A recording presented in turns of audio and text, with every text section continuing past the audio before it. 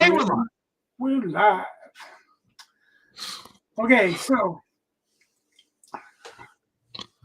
Eli's not going to be very patient. And I don't see anybody watching, but I pretty much warned everybody this is the drawing again. Dun, dun, dun,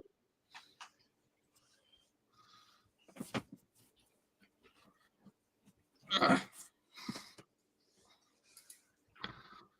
Eli's been incredibly patient to get to this point anyway, so we don't even have our standard one viewer right now. Wow. Or if so, he's hiding. Or she's hiding. They are hiding.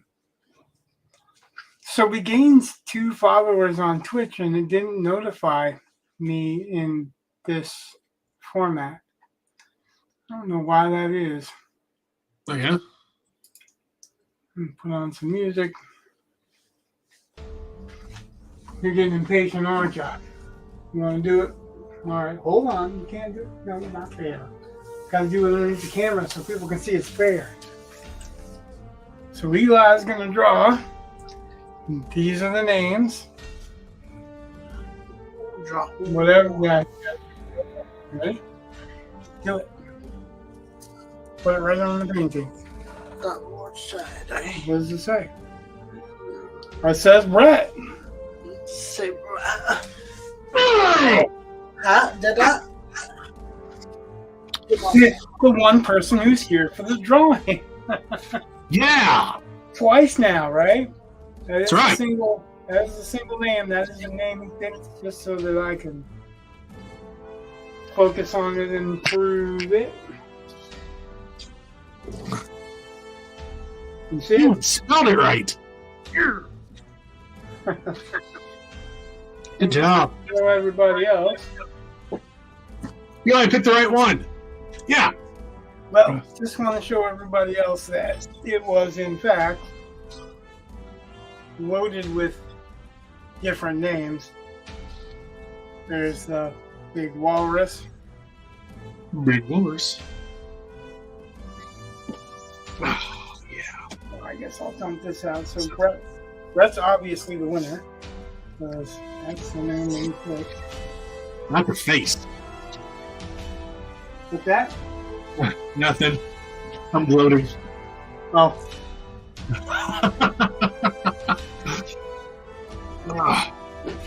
And this one is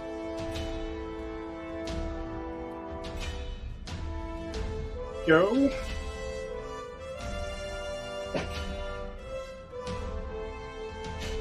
Oh, Joe.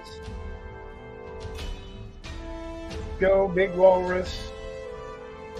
These are the names that were in the pot. And that was Carter with a K, who I don't think has watched since that first time they put their name in. This is Dan.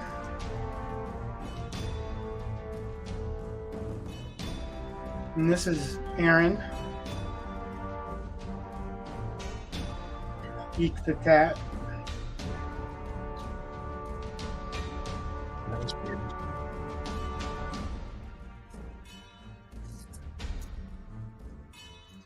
And this is Jeff Field. So,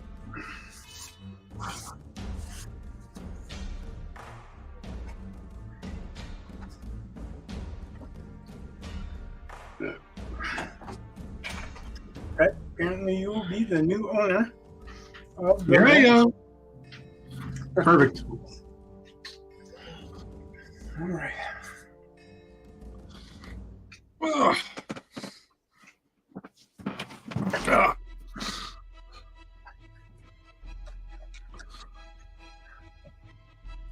All this stuff was much lighter when I gave it the once over last time. So let's see. I don't know if how well everyone can see, but I reformed the eyes. Well, I gave them a little bit of a brow. The light scheme is going to be different by a little bit. The color scheme will be different.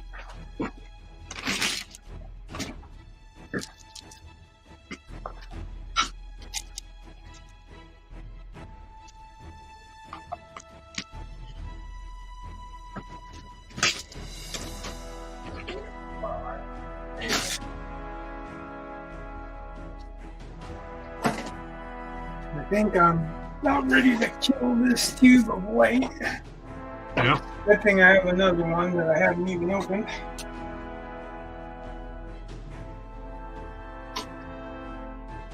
Which I had planned on opening a long time ago. Cool. Oh, that's what's wrong. We're weird.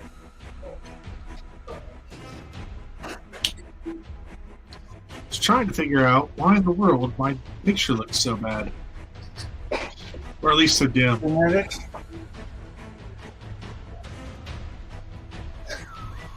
There we go. Now we can see me. You know, last night when my wife went to bed, I turned my brightness down on my screen because it lights up the whole room. You know, trying to be nice. Consider it. Yeah.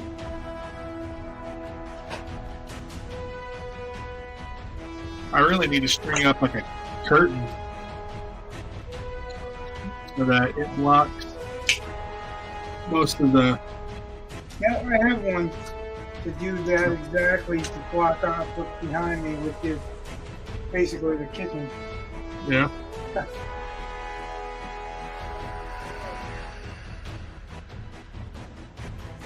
Equal time! Aaron! What's that? Aaron showed up. Eats the tap. Oh. Well, welcome. Very cool. We got at least one person watching on Twitch, huh? Yeah, even though it does... Oh, there it is. Yeah, it took a second to register, right? It takes it a minute, I guess.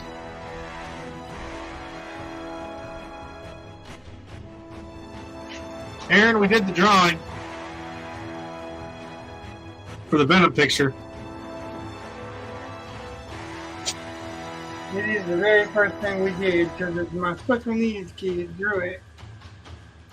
And that's the most impartial we can get because he don't give a crap what name he draws. Well, I mean, like, nobody can say, oh, you picked your friend, because I didn't pick it. But it wasn't picked like that. It was just picked like a random balled up name. And somebody who didn't care who they were picking. That's about the most fair you can get. Oh, could be wrong, but if you can get more fair than that, I'd like to know how. I don't have a random generator picker or whatever.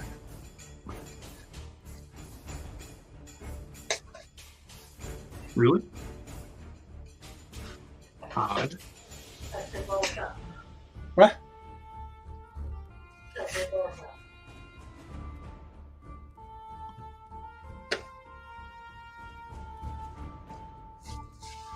I'm going to have to cap that right off.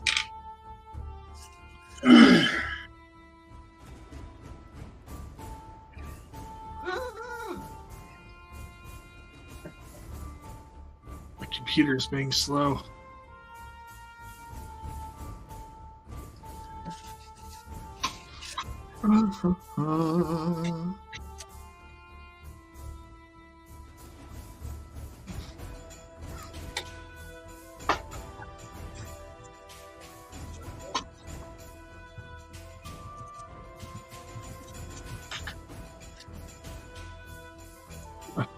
Aaron, I sent you a message.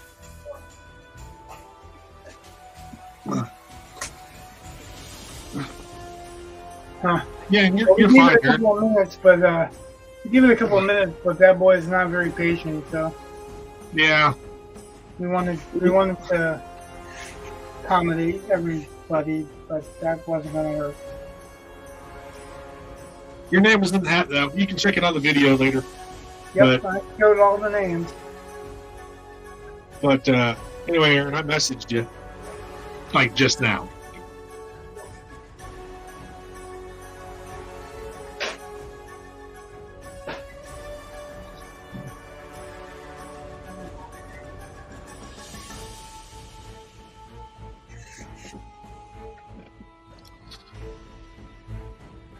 saw Nerdrotic was talking about Echo, the Disney show. Yeah, I haven't watched.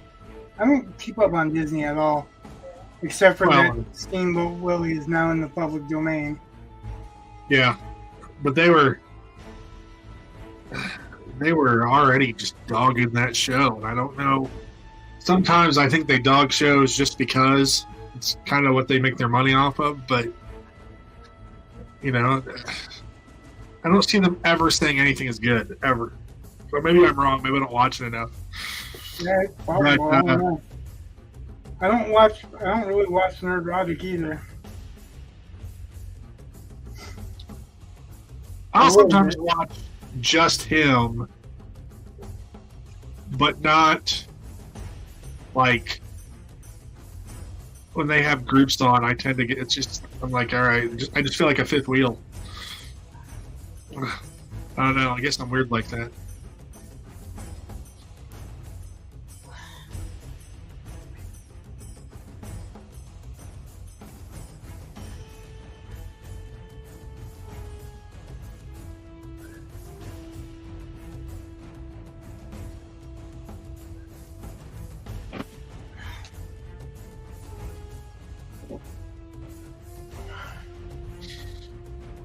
Oh.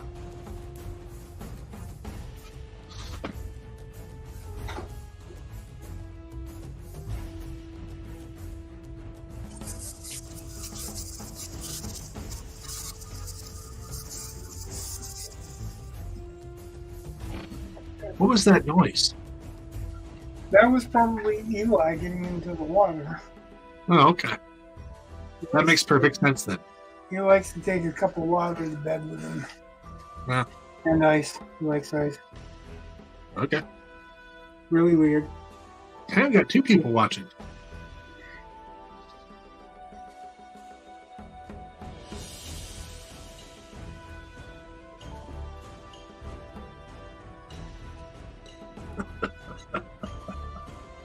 I don't know if I can fix that or not. I'm going to try to fix something for you.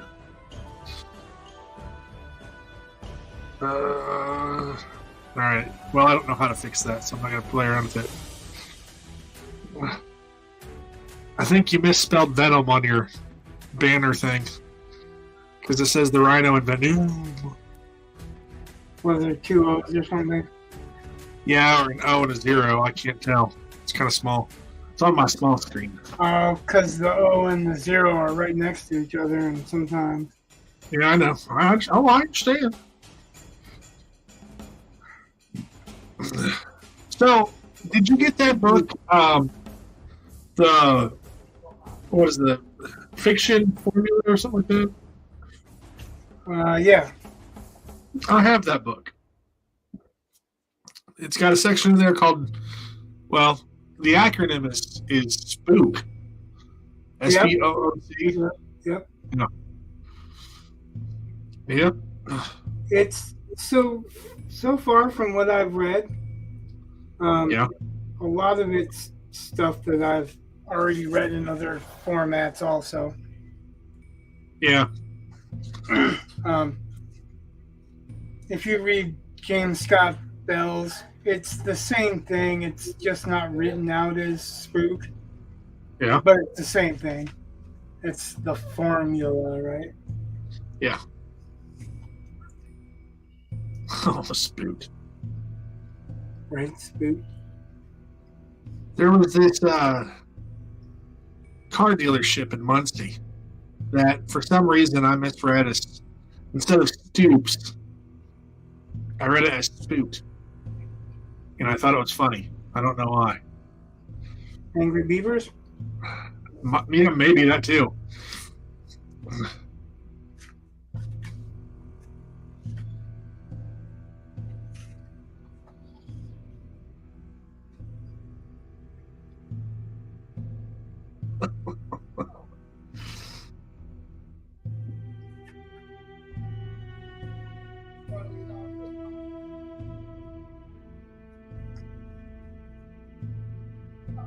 That was a great show. 2 Angry Beavers. Yep, I mean, Angry Beavers. You know they had to have been giggling whenever they came up with that. It was just Angry Beavers, not Two Angry Beavers, but Oh, whatever. it was Two Beavers, but it was just called Angry Beavers. That can't possibly be a reference to anything.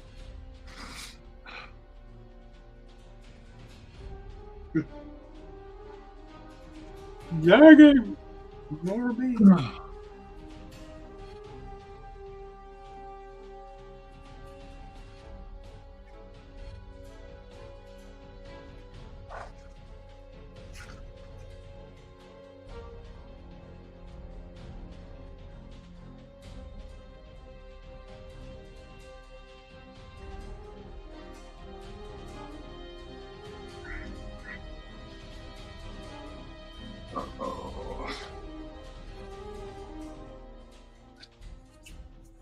I'm worried with them being smaller now that they'll dry faster.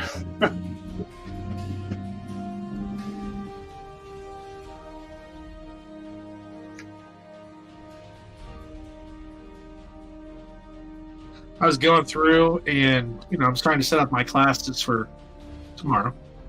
Because, wait till the last minute. Well, actually, the last minute's tomorrow. But close to the last minute. But I was going through and checking out the calendar and stuff and discovered there are only 18 Fridays total next semester. Normally there's a couple, because it's more than 90 days. It's a little bit over that. So a lot of times you end up with a couple Fridays extra. So I'm like, ugh, with the final schedule and everything, I got to squeeze some stuff in. It's going to be tight. But it was also like, oh, yes, the last 18 Fridays. Got nice.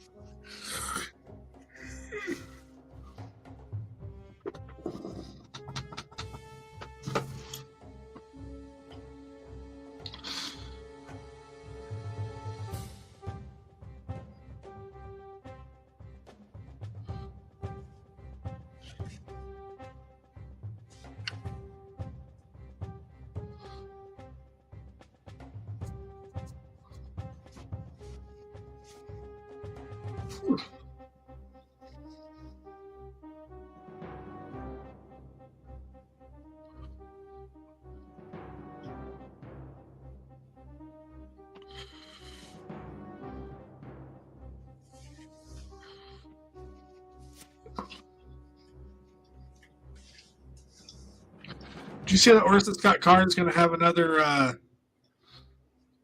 Q&A? I think that's kind of how he's making his living nowadays.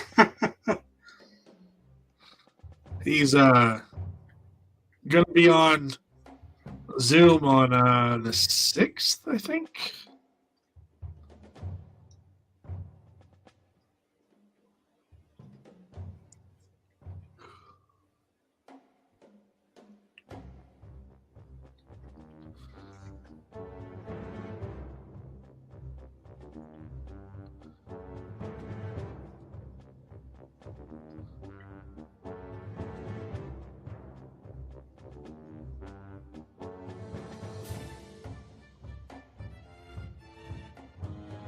I think the last thing of his that I read was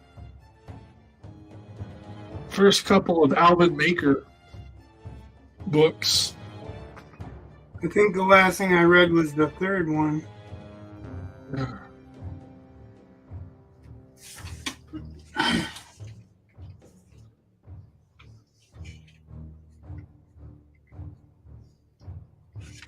So I think we're kind of on the same page. Probably not the same reason, though. Yeah, I find that I can't read a series all the way through from beginning to end like that. Yeah. Even though it's not like it's not like one story, it's a bunch of separate stories. Right. Which is what I prefer.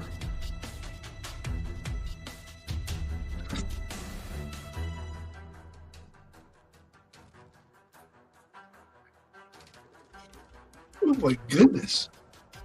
Yawning.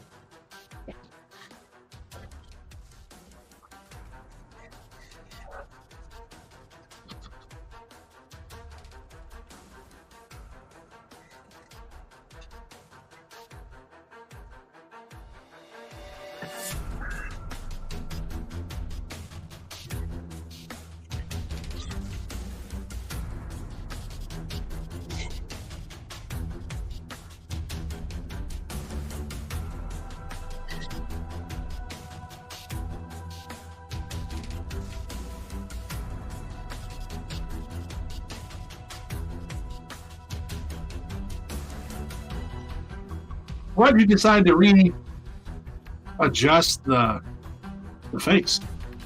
What's that? Why did you decide to redesign the face of the Rhino?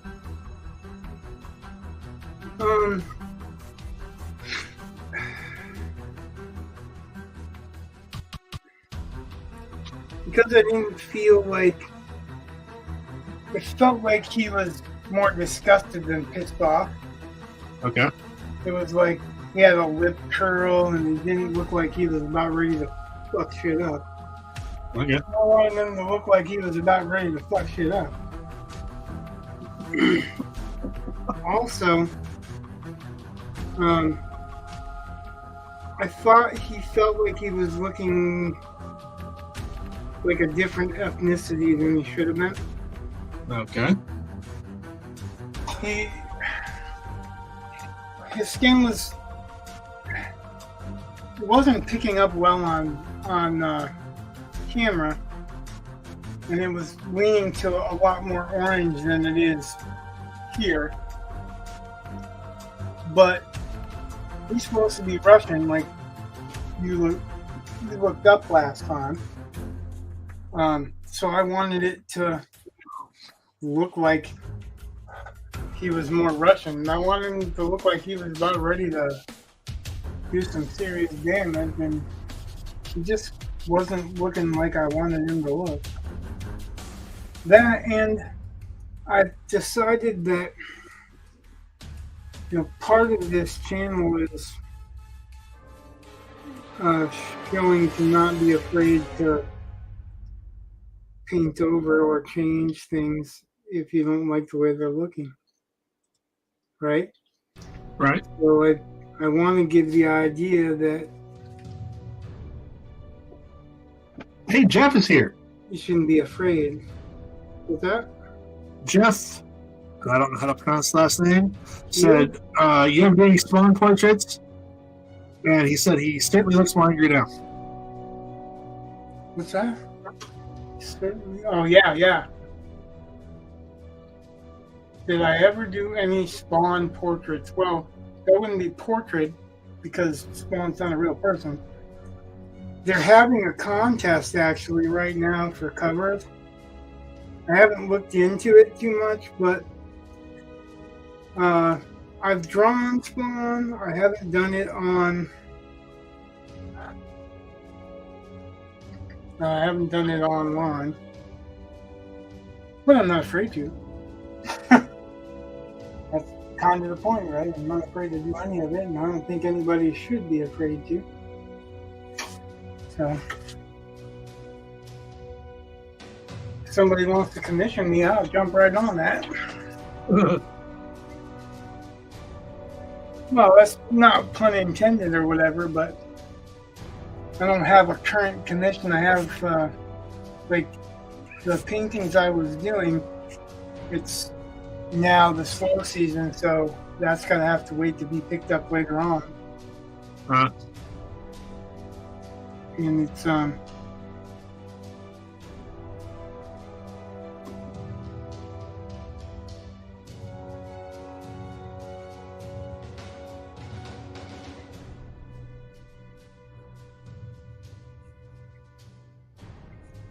like, I'm definitely not opposed to doing a Spawn picture. Matter of fact, like I said, it's a cover competition. I'd probably jump right in on that. But the other part of this channel is showing 90% of success in painting is to be determined, you know? True story. If I just cut out and went over to the Spawn competition without any proper cause, it wouldn't be showing what you get out of sticking around.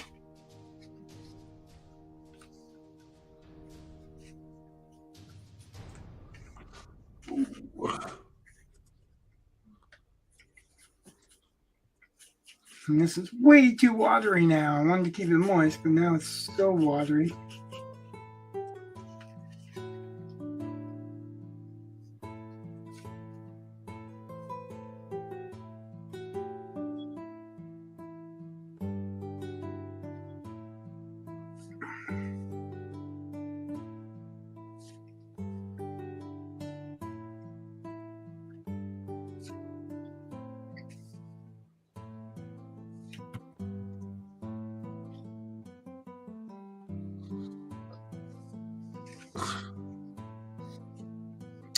Jeff said it sounds like it could be pretty fun. Yeah, doing spawn cover competition thing could be. Or it could be frustrating as all hell because industry professionals are welcome there too. Ooh. So you're competing against pro class people, which could feel like it's really not a level playing field.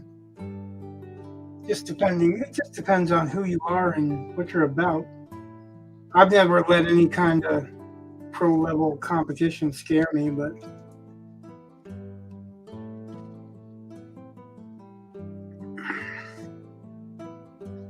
I can see how it would be intimidating for people who are not accustomed.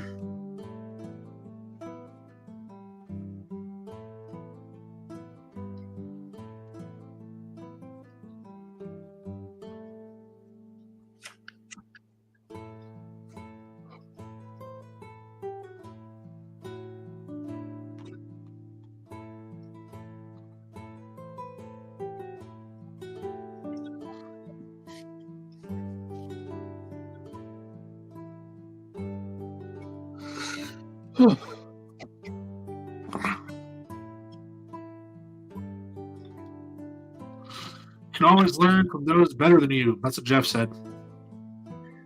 You could always learn from everyone. Yeah, some techniques you may never have thought to try. Yep. Well, also what Jeff said. You don't have to be like. It's not. I guess the qualifier from someone better than you. Yeah, you don't need that qualifier because you can learn from everybody, even people that don't have the same skill level you do. Might have one technique that you've never thought of or whatever. Yep. I never try to look down on anybody for anything as far as art goes, or as much as I can. I want to not do that anyway. But as far as art goes, especially, you'd be surprised what people come up with that you haven't thought of, or that someone learned. And he said he got that, and sometimes a simpler approach.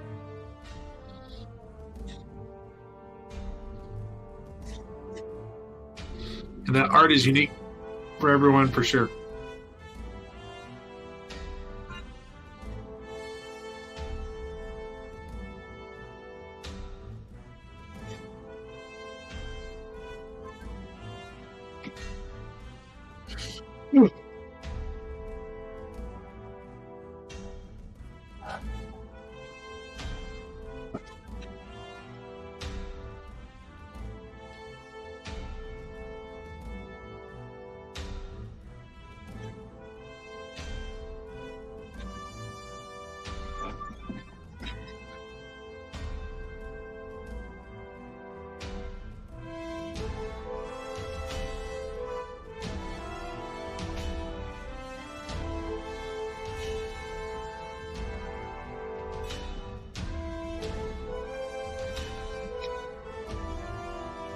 Jeff said the shades are really starting to pop on his face.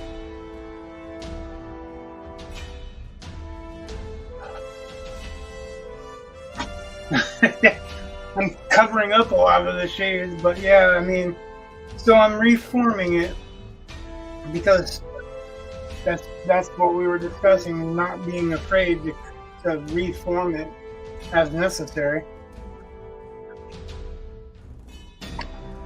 but I'm using a different person as an example. Like I'm using a Russian athlete.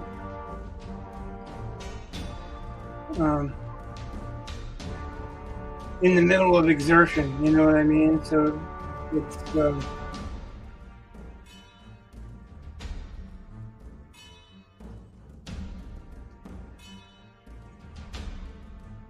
where he might be just exerting, it looks like he's really about ready to rip someone's head off, and that's kind of what a villain should look like, right? Like especially if it's not a very wise villain or whatever.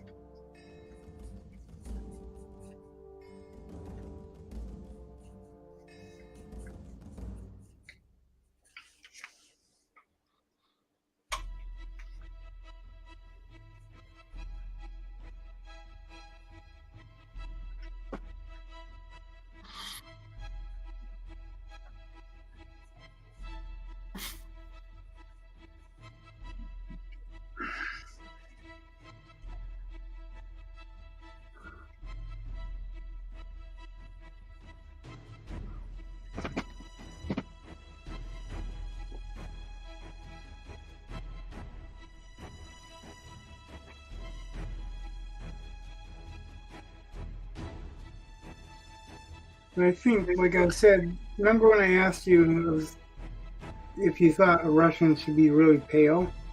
Yeah. Because I kind of got the feeling that, you know, with the Russians in the north, they probably would be kind of pale.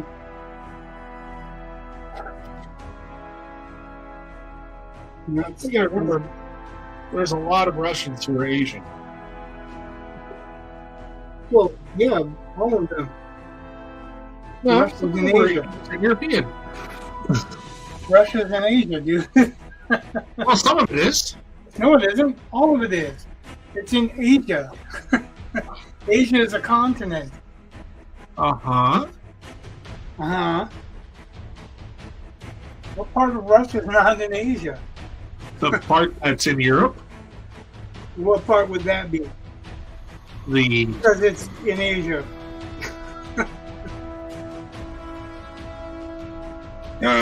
Quick little Googles. According to Wikipedia, is a country spanning Eastern Europe and Northern Asia. Thus, part of it is absolutely in Europe. Northern Asia.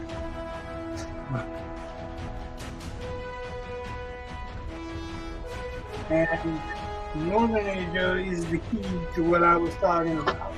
Northern. Uh-huh.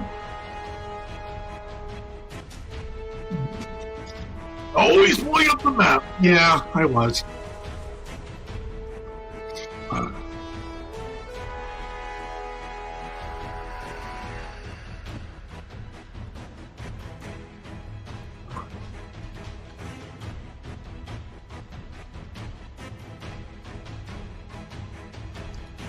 There's a kid on my Quiz Bowl team who could probably tell you all the lakes and waterways that Russia touches and what parts are in Europe and blah, blah, blah. Exactly where the line is supposedly, because he's just a big nut when it comes to geography. And I'm like, I'm glad you like that stuff.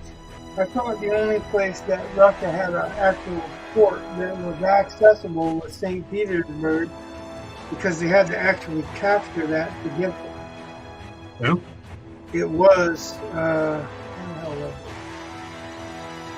It was in a different country until they captured it.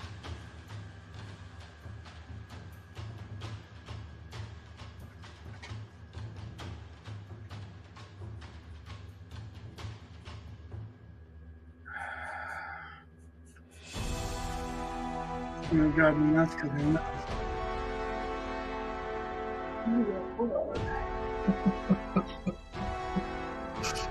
I'm just thinking someone's going to be offended because you're painting a Russian, and so therefore you must be a Putin sympathizer.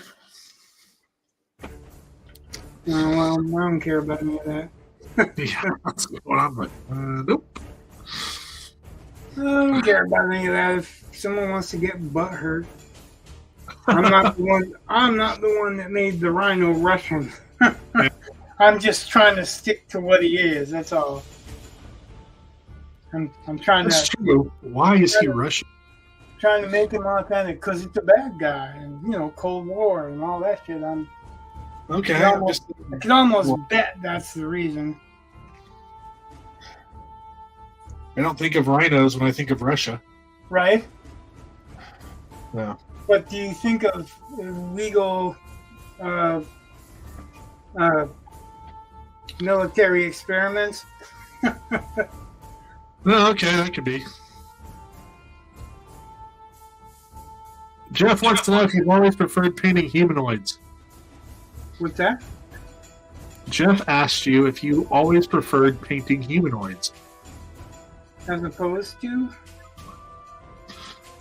Non-humanoids? I've never painted the inhumanoids, but I probably would if somebody really wanted it.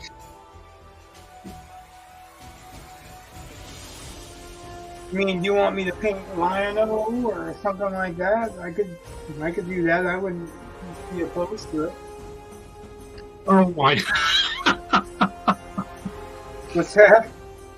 Jeff said rhinos are common household pets in Russia. Oh, yeah. Well, I could see the Russians have a rhino skin rug. I think by non-humanoids, he means things like scenery or vehicles and such.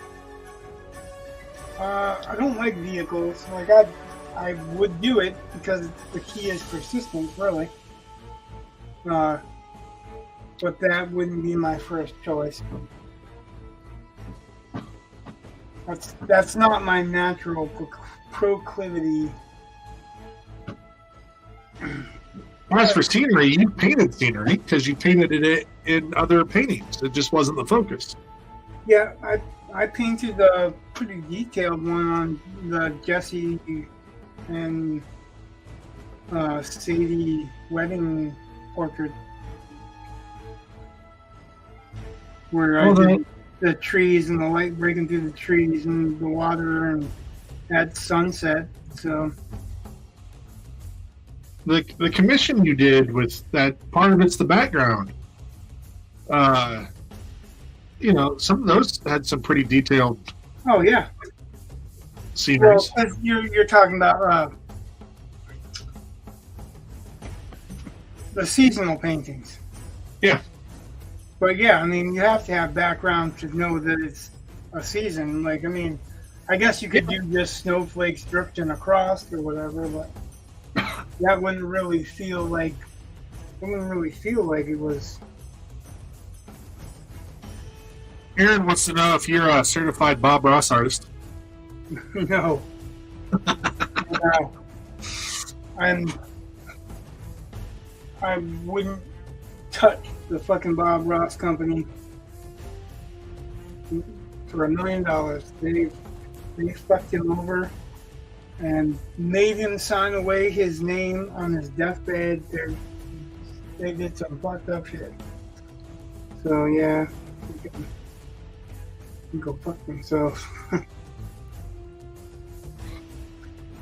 He says that as a fan, though. What's that? You're saying that as a fan of Bob Ross. Well, yeah, like not the company that formed. I'm not against Bob Ross. I'm against the company that is the people that did the Joy of Painting. They literally stole his name on his deathbed, made him sign some shit that he wasn't really conscious of signing or whatever, and it robbed his kids of his legacy. That's yeah, they can go fuck themselves. I don't think Ball State had anything to do with that, since he did shoot out of Muncie. But What? Bob Ross shot video out of Muncie. Yeah, it's not the town; it's the people that were doing it. Right. There's a documentary out there. I think it was on HBO, or not HBO. I think it was on Netflix. Yeah, Netflix when I saw it. Yeah. And it's definitely worth a watch. But yeah, like I can't. They did him so wrong, man. Like I was actually, buying the brushes or one at a time because they're expensive brushes, but I was putting in on that kind of stuff until I realized how wrong they did him, and that's quite wrong. Yeah.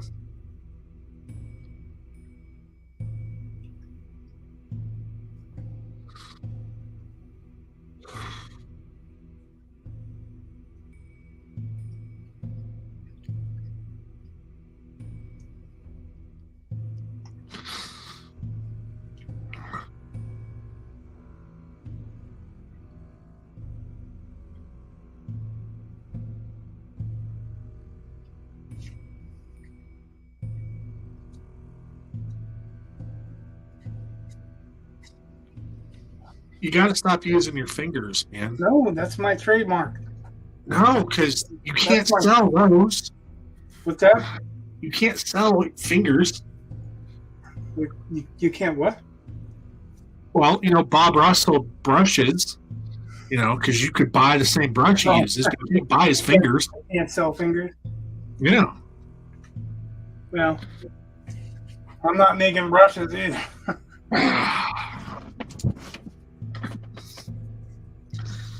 Oh. The boys tomorrow start off with a before school swimming practice, and I'm like, I get to sleep in more than you do.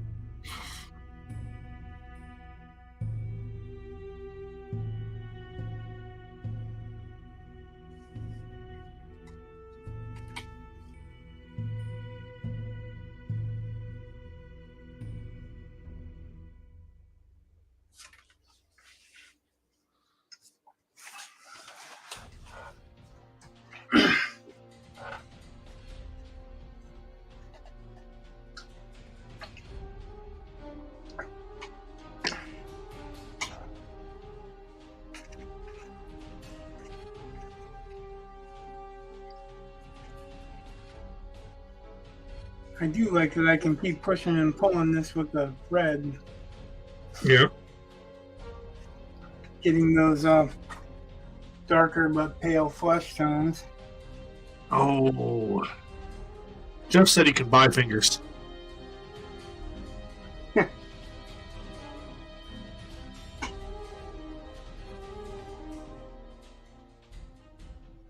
Well, my old lady might sell them while I'm dead.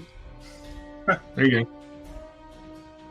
What's that thing like you would post things about, tattoos for sale. And I thought, that's kind of creepy. Why? That's what I did. Well, because I didn't say use tattoos for tattooed sale. off of someone. I didn't say use tattoos for sale.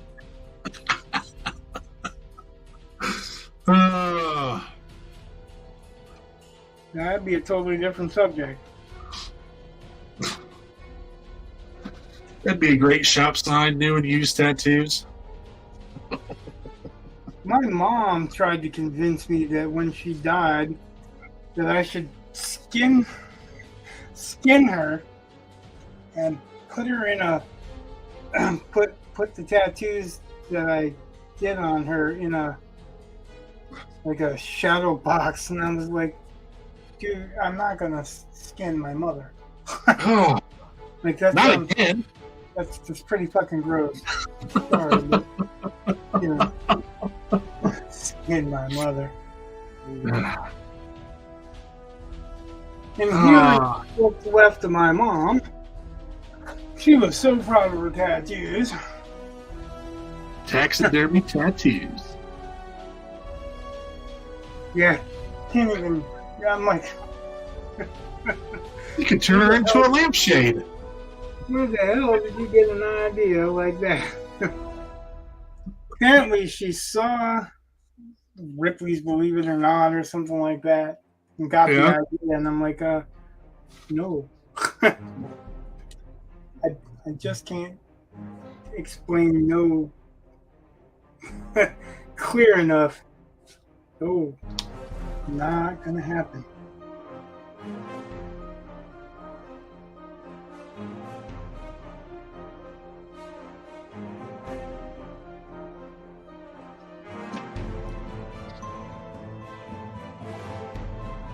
Is it still called taxidermy if it's human?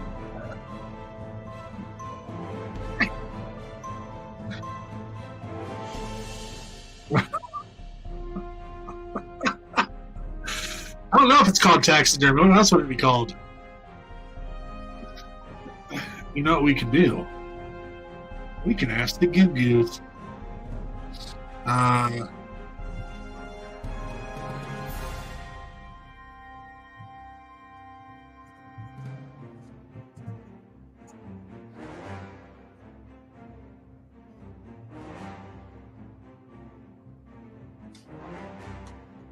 Well, that's kind of a buzzkill.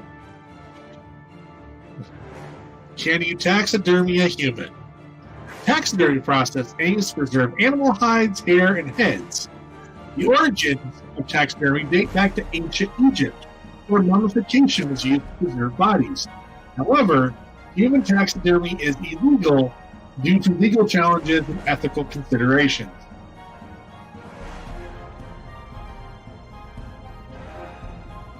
Yeah, that,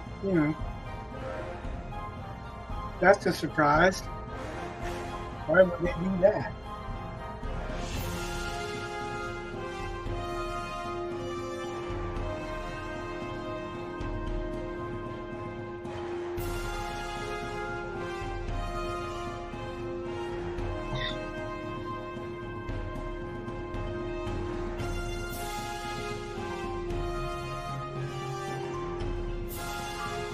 These people are just not fun. So,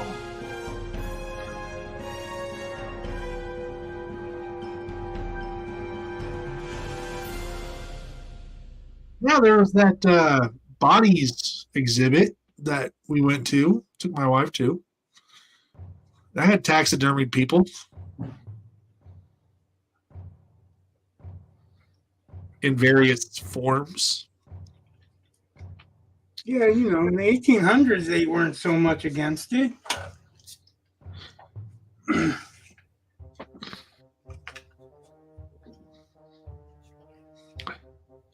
Jeff, you have no idea how romantic that date was. It was amazing. First off, the building was connected to the Weber Grill restaurant.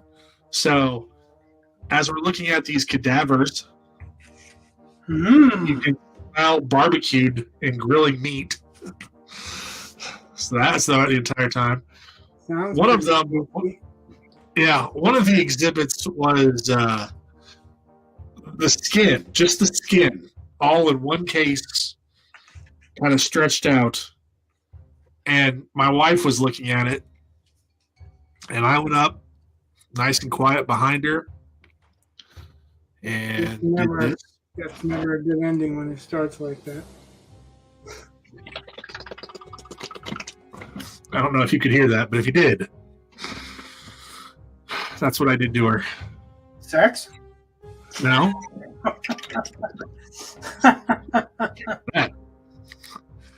To which she promptly slapped me.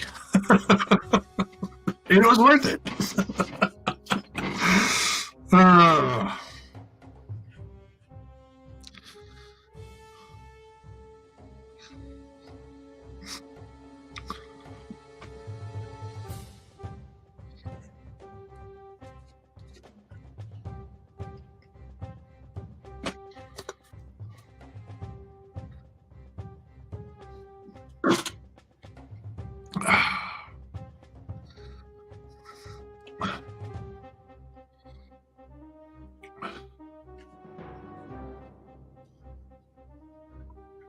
Ooh.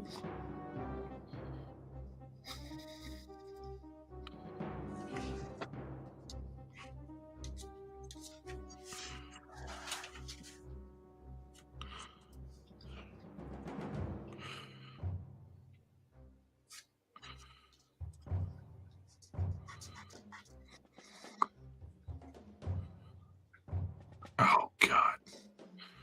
Never mind.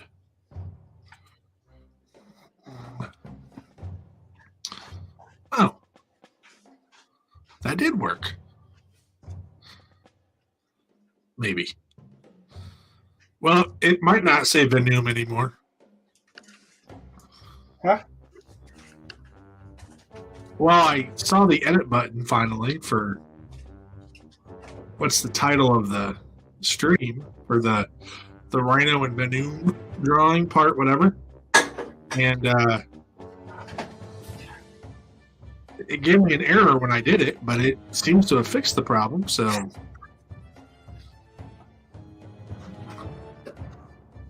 it's pretty much how I work on everything with technology. I have no idea what I'm doing. Press a button, seems to work.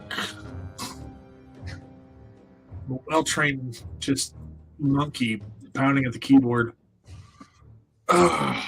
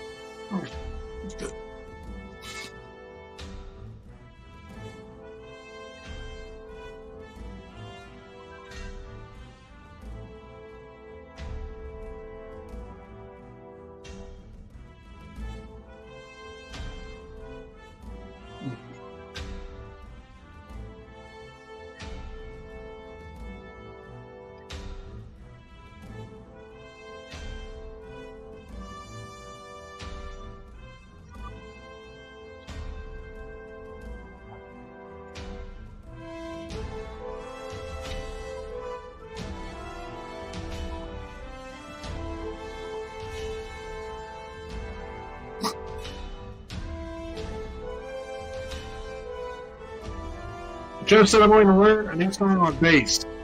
However, I'm stuck between Tornado of Souls and the Tame of Land. Megadeth or Iron Maiden.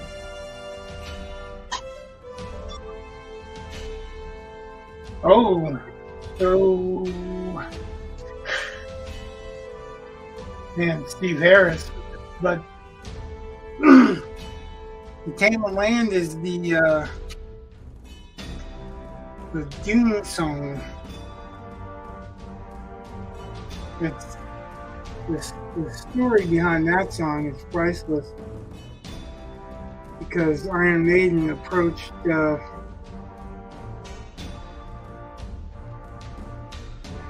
Frank Herbert about using Dune for the title, and Frank Herbert hated heavy metal, so he said he'd sue them. So they didn't change anything but the title to Tame the Land.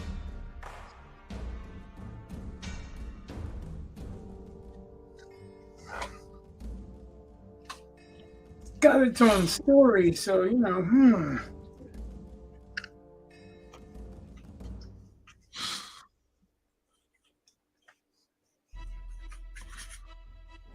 I can't imagine wanting to sue people because they're inspired by your work. I mean, He did. as long as you're, That's what he told him. I know, I get it. I just don't get why. I mean, it just seems to me like He didn't like the type of music. If I probably get that, if somebody was going to do a country version, he'd be all over it. lame. Do I think it's right? No, I'm not defending his position, but somebody was saying, as someone was saying earlier, it's his IP, so you know he's got a right to feel whatever he feels about it. Yeah. Whether I like it or not, or understand it or not, or whatever. I just don't know why you. I don't know.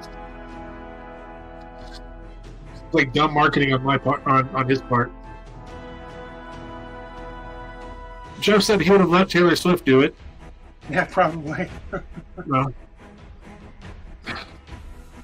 just cut me out on some of those royalties, or send people my way with, you know. I mean, okay, yeah, that's a prime example though. Let's say he hated Taylor Swift and everything she stood for, but as a person who understands, like, you know, it's like, hey, if she sings a song that's, as long as it's not negative towards my writing, that will drive people to my writing, I'm all for it. Yeah, I don't. So one of the things I never got about that is that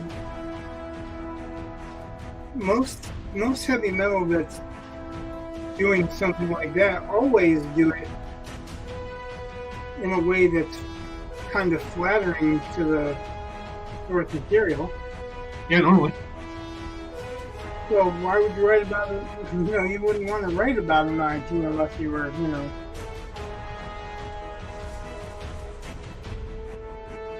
I don't know.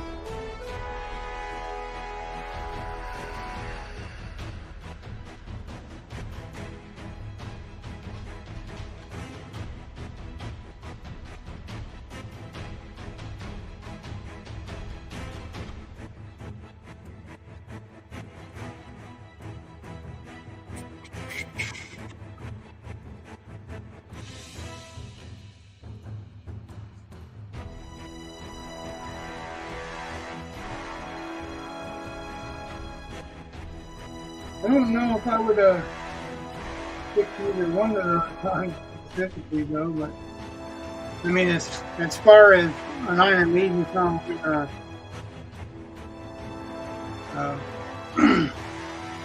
Megadeth song, I guess Tornado of Souls ain't too bad on bass. No, I mean, ain't too bad as far as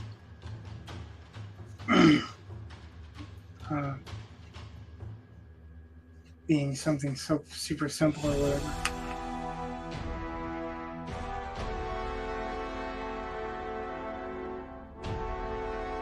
I'd probably go with the Game of Land because it's a little bit more complicated, I would think. But there's so many other songs as far as Maiden choices go.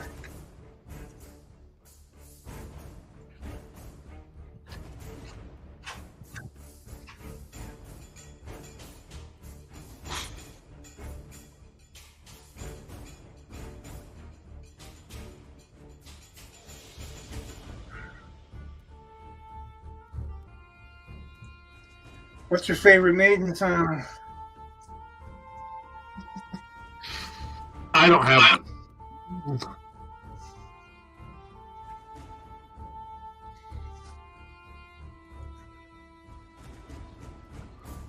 I'm kind of not surprised. Jeff said, Dawn Patrol is the first Megadeth song he learned, and that Maiden is harder for him,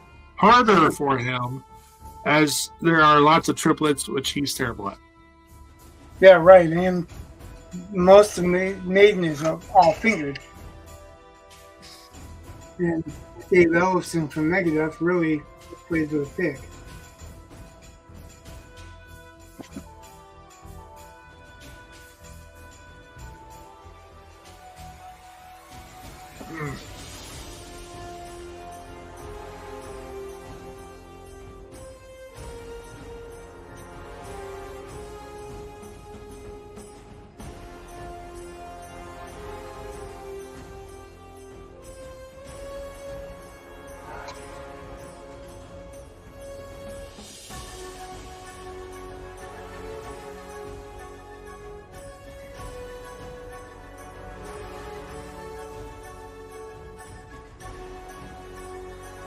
Oh, Lord.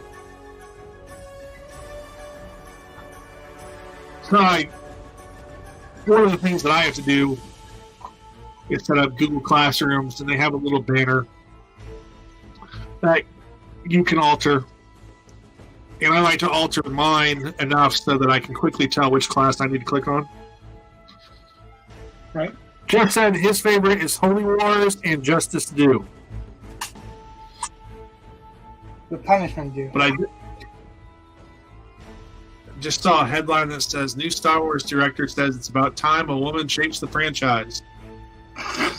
Back? I was like, really? That just screams like you want it to fail.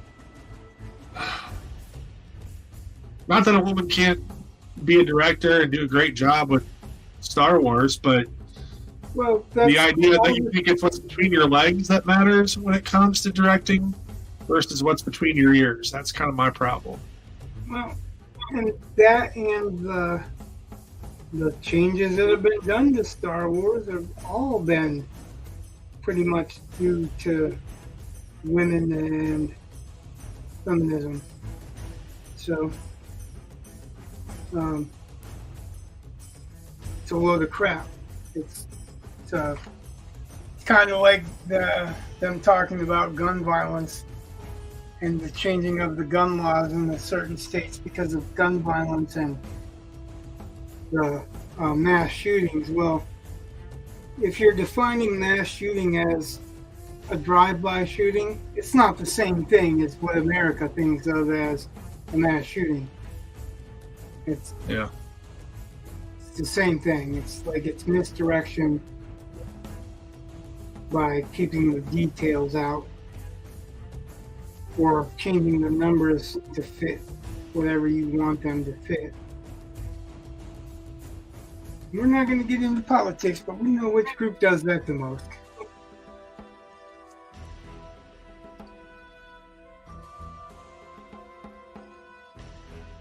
Yeah, Holy Wars, The Punishment Due is the second part of The Punishment Due is about the Punisher. Dave Mustang's written 2 songs, partially at least, about the Punisher. Killing's My Business and Business is Good is about the Punisher too.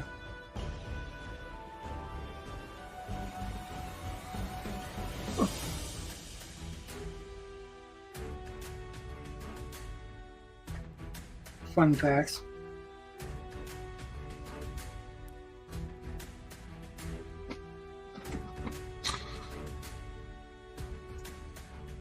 Jeff said that Kathleen Kennedy is 100% the problem, and most mass shootings happen in gun-free zones. Well, so the thing is that they're redefining the term mass shootings. They're not talking about like the Lewiston shootings when they're talking about mass shootings. They're talking about anything that they can say mass shooting with. Anything that's got more than one person that dies. So a husband comes home one day and decides that everybody's better off dead than living in this world. That's a mass shooting. Suicides are considered mass shootings. How? I don't know.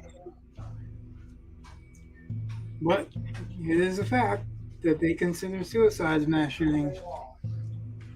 And it depends on who's taking the tally.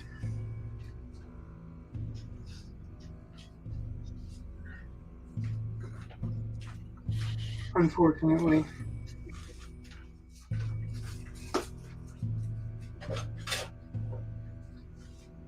A drive-by shooting's not really a mass shooting. It's a self-contained thing. If you're not in that neighborhood, you're probably not gonna worry about any mass shootings or any drive-by shootings. But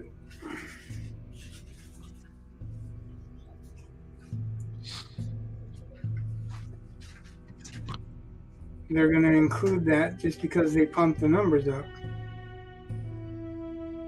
It's a numbers game. It's a numbers scam, really, is what it is. There are over 250 gun laws. They haven't resolved anything. They haven't stopped anything from happening. And all the things that they're trying to stop from happening, or they're trying to make happen with these gun laws, are already on the books.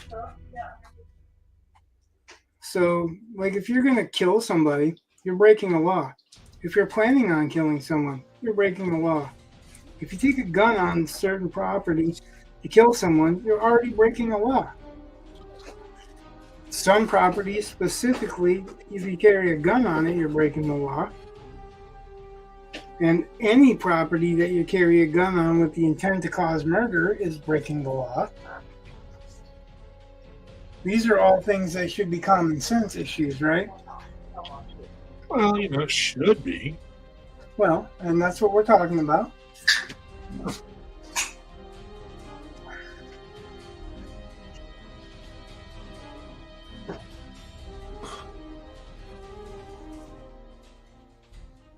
When you lump those numbers all into one, the only reason that you're lumping those numbers all into one is so that you can achieve an agenda.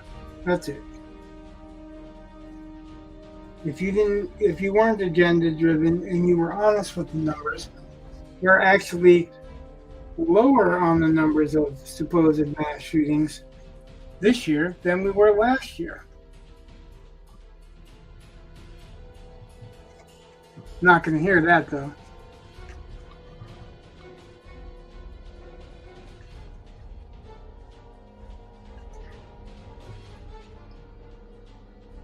That would be insane to admit.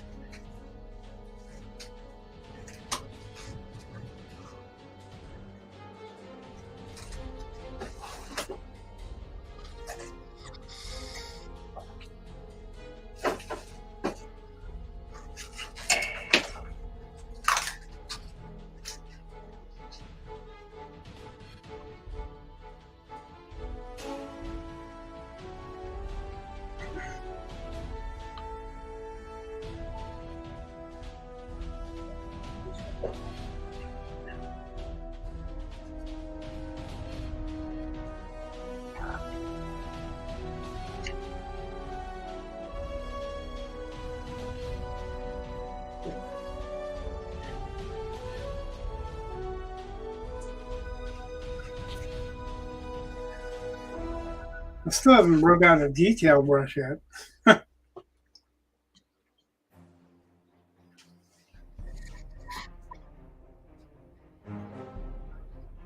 Jeff says, why one day it has to work for whatever the agenda is.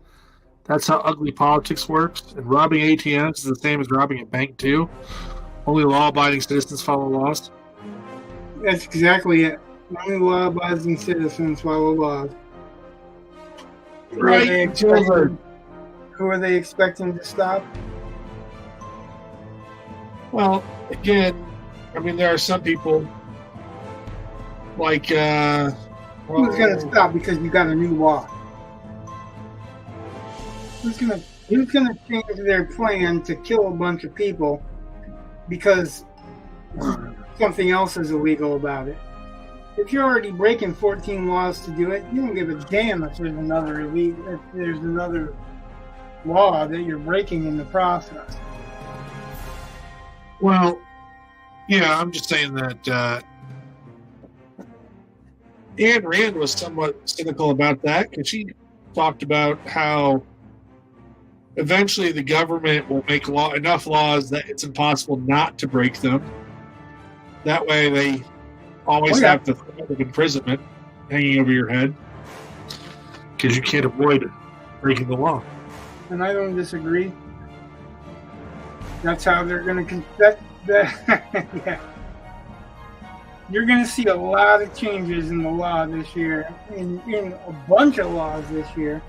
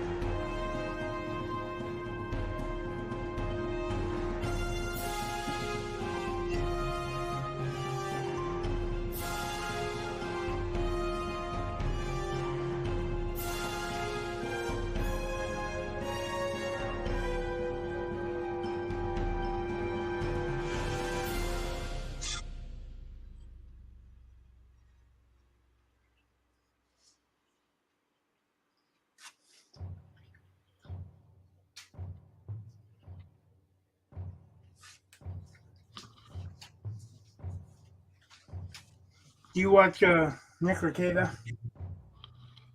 Not normally, no. He is a lawyer that has a YouTube channel that's breaks down all this stuff. Yeah. He's talking about a lot of the changes that they intend to make in the law and the changes that they intend to make in our lives this year. Some of them including the way we shop for groceries, because now they're going to have vegetables and shit under lock and key. Why? Because everybody's breaking into stores and fucking robbing them. Huh. You can see how many people have backed up to a store, well, stolen shit, and then just backed up, popped open the trunk, and then loaded whatever into their car that they wanted.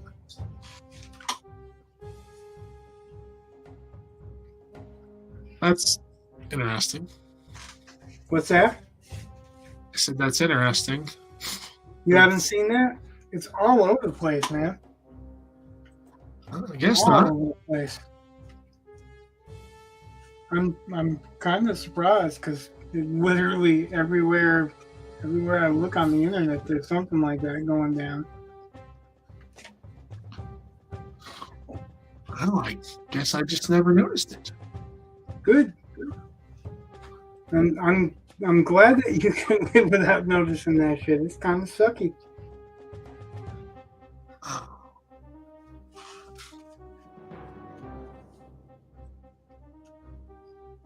And I'm not being ironic or sarcastic when I'm saying that. I'm literally happy for you because I would love to not have to see that kind of shit or deal with that kind of shit on a regular basis. Why do you sound like that was happening in like California, where they went ahead and did stupid things with, like you can steal up to $1,000 and it's just a misdemeanor? Now think about that.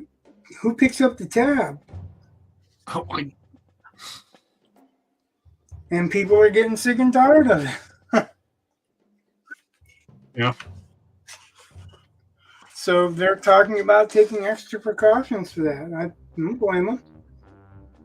It's going to be sucky that you either have to order online or you're going to have to wait for someone to come along with a key to open a cabinet to pick out some frozen goods, or steak that's $50 for 3 or whatever.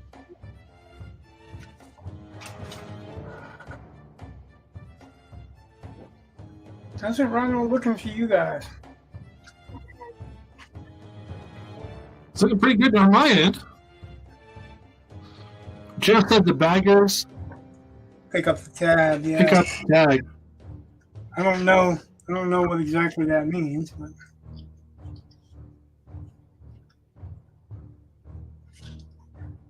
it's unfortunate. These people trying to make a living actually working have to pay for other people's crap. It's hard enough nowadays to get a job that pays decent and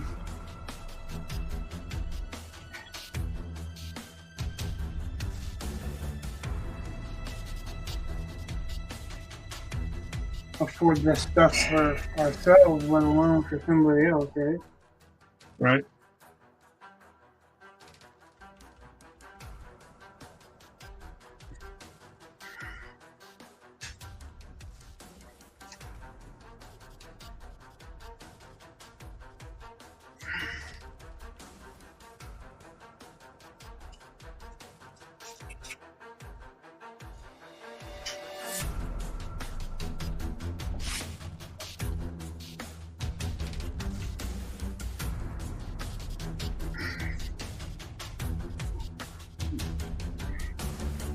All right.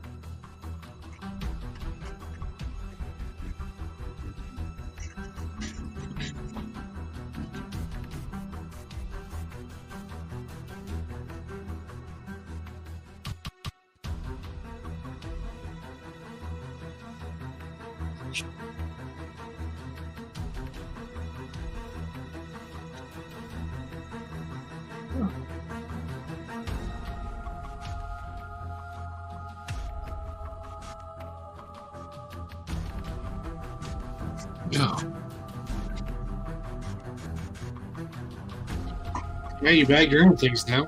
That's what Jeff said. Yeah, well, sometimes.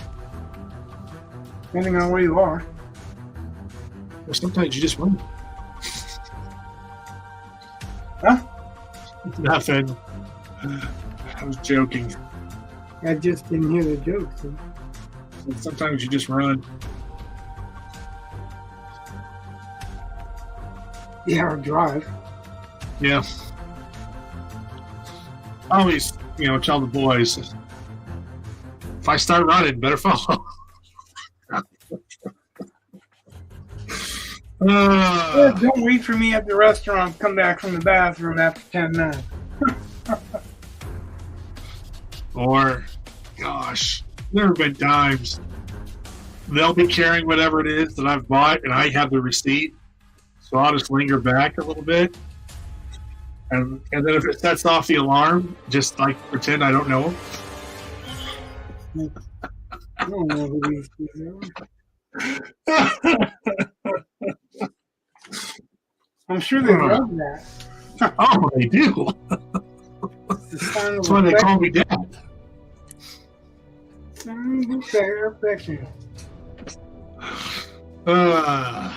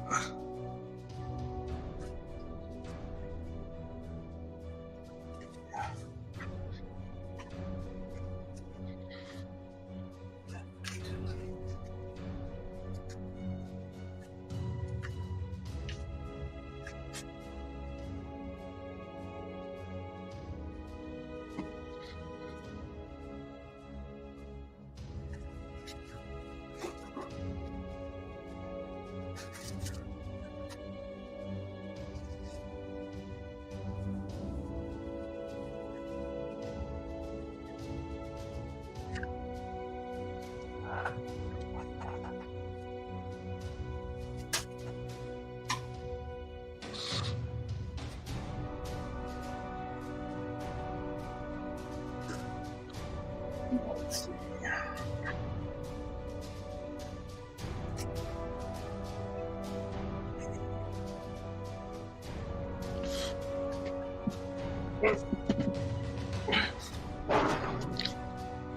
nice.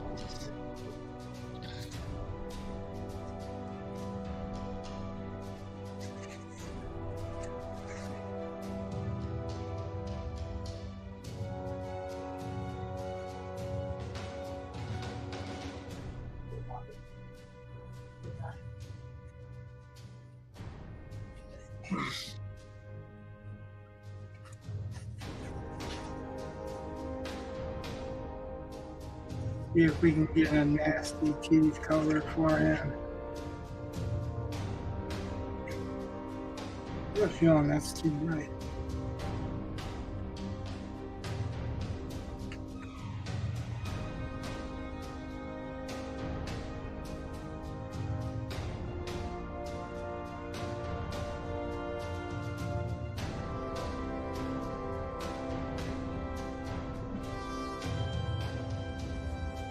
I'm no ethnologist, but I think he looks more Russian now. That's what Jeff said. Right? So, I mean, you see what I was saying before, just kind of, he didn't, yeah, it didn't look pale. He didn't look like he was.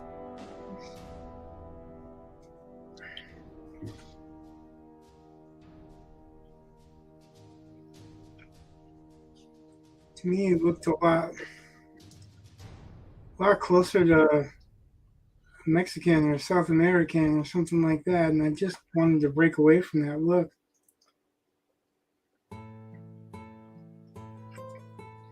That and make him look like he's gonna crack his teeth.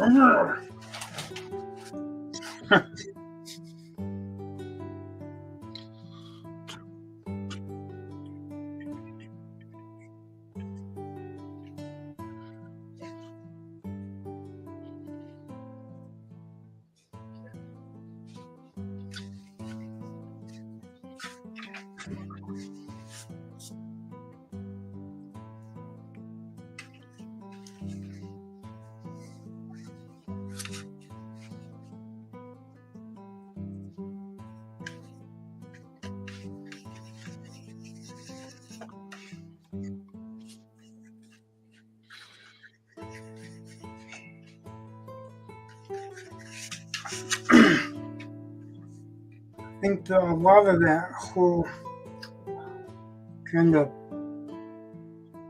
pale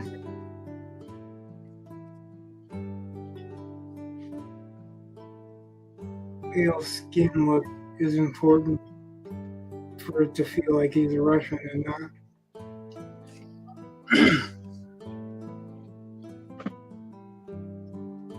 someone else.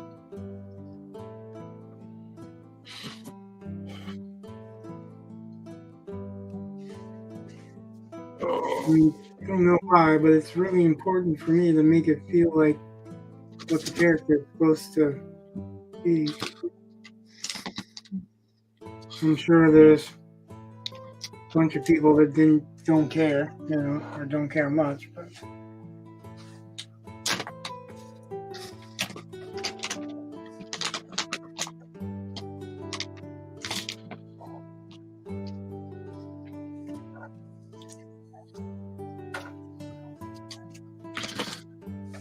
I saw a stream from Eric July where some guy was asking for money, like a GoFundMe, but it wasn't for that. It wasn't GoFundMe, it was for comics. Was it Indiegogo or something like that? Yeah. Anyway, so the guy was asking, for some kind of Kickstarter type thing. And Eric July didn't really like his attitude, I guess. Thought the guy was complaining about him.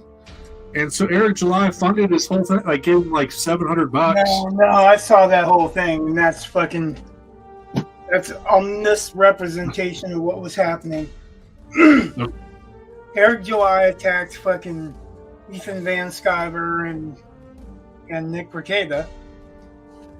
Okay. Over the whole ISOM lawsuit. Okay. And he was fighting back against something that Ethan Van Sciver had said, which was, you've got this big platform, you've earned millions of dollars, why not help the little guy out? Why not give the little guy something on your platform, right? Okay. And he was bad-mouthing Ethan.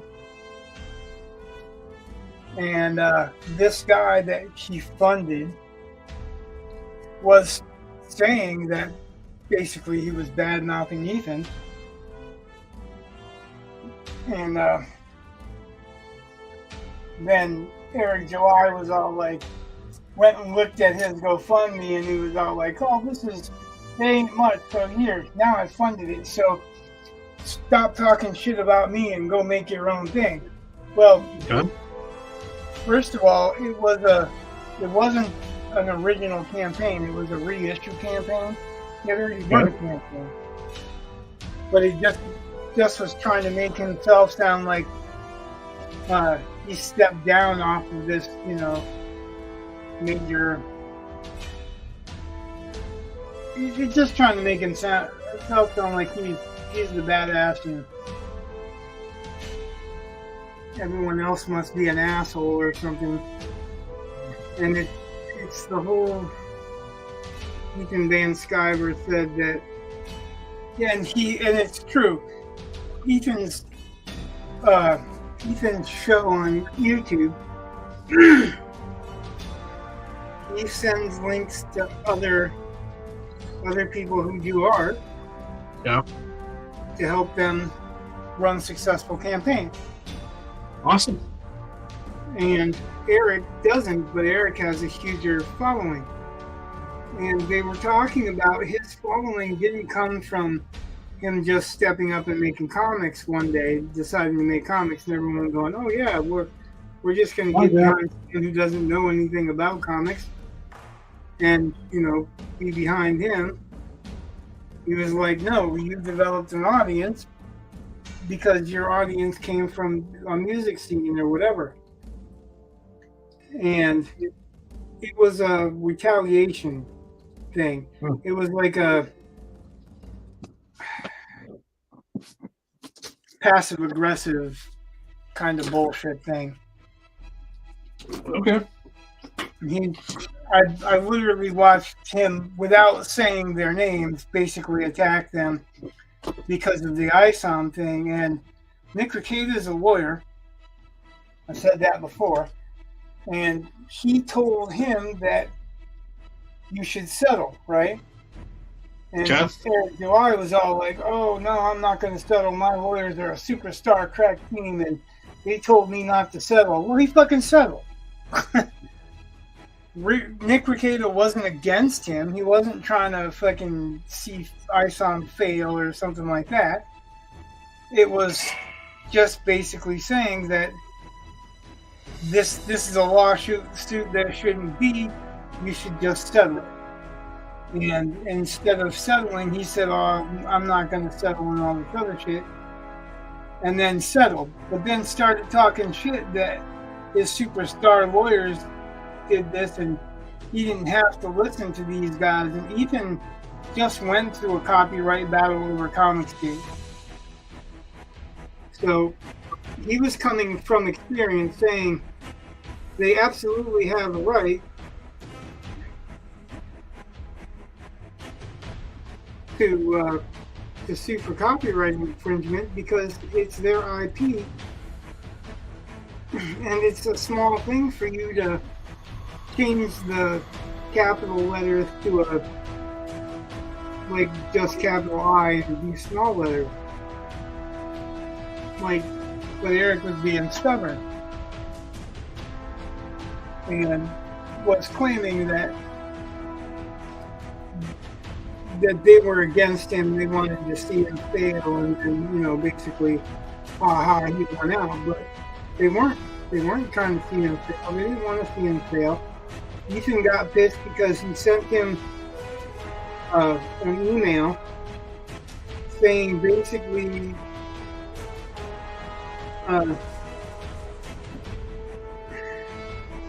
Saying basically that he could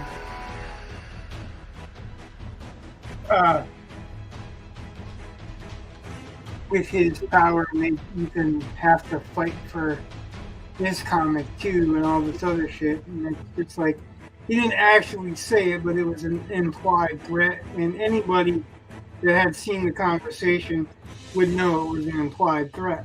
And then he was all like, well, why didn't Ethan respond to me in a private email or a phone call? Because he knew me and we were cool and all this shit. And Ethan's like, no, when you will do that, like, I don't trust you now. Like, that's an implied threat. Why would I trust to talk to you when you're pretty much threatening me that if I don't have my friends get behind you and whatever, then and it makes total sense. Thing is that you've got two different groups, and he's like, Ethan Van Sciver is jealous because he didn't make as much money. Well, Ethan, the multi-millionaire too. Like, he doesn't need to make Eric's kind of money to make money, and he just wanted to make money doing what he loved, which is making comic books. Right. Nick Rekieta is a lawyer, and he didn't charge him. He's like, I didn't charge him to give him the advice. I just thought that it would, they didn't need to prolong this, and it shouldn't even been a deal. The lawyer should have been about settling it right from the get-go. And they ended up settling it. So, I mean, like, why sound smug and sound like, oh, my lawyers are better than you or whatever, when they ended up doing the same thing anyway? It's just a matter of showing ass. And Ethan was saying that, it's like, this has gone on well past long enough. This shouldn't even be happening. If in fact people are interested in just making comics and having a good time and making comics, why ain't he just making comics and having a good time making comics? Like, there's no need to create this drama. And he's like calling Ethan a drama harvester or something like that. And Ethan dropped this shit a long time ago. He's focusing on his campaigns. But then guess who brought it back up, But that whole thing, if you follow that whole thread, which Eric actually deleted and then started a new thread so you couldn't see the whole thing. Which also, so if you look, there's a Clip Sama has a 2-hour response where Ethan and Nick Rekieta are responding.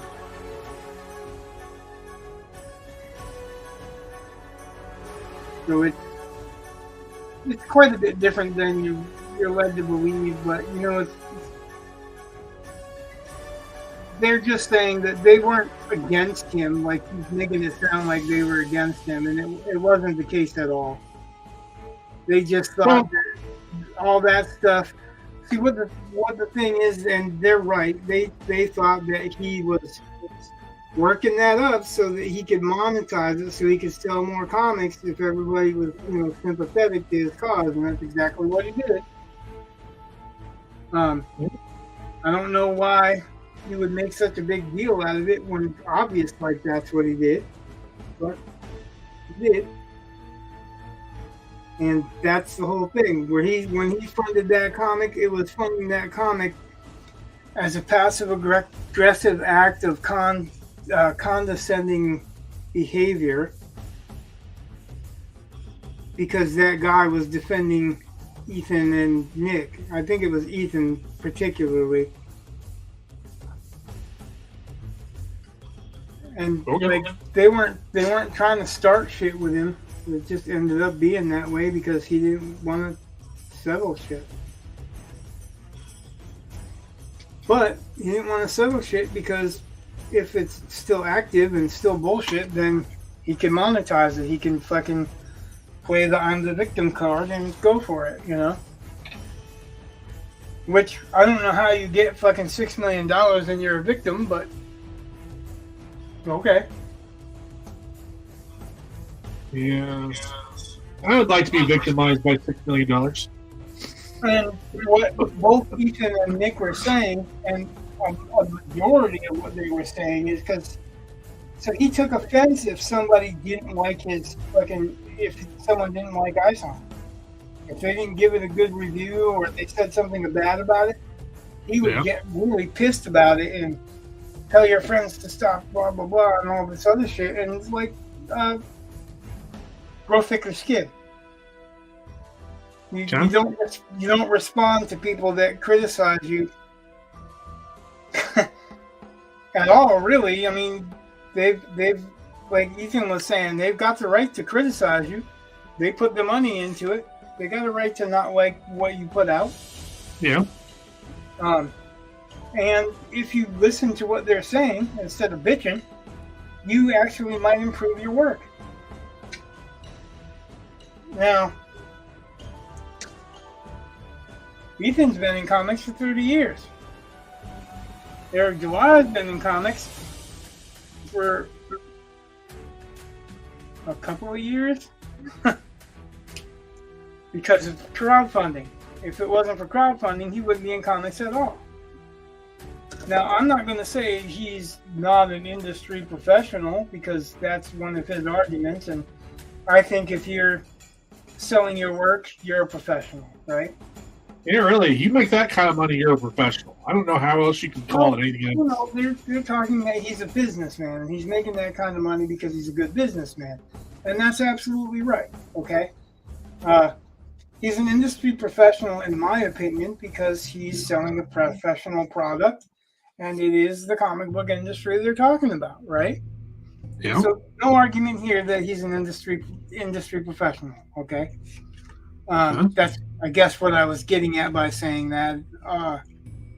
I'm not saying he's not an industry professional, but what I'm saying is Ethan's got 30 years in the industry, and as an artist working with a writer, and a lot of artists are also writers,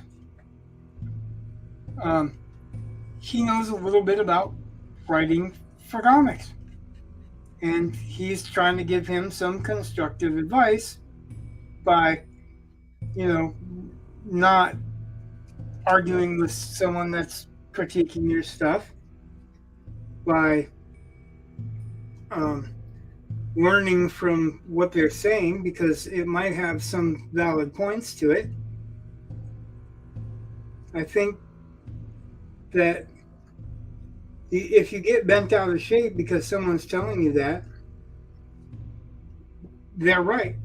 They've called you out on something that you're flawed with. You know what I mean? Right.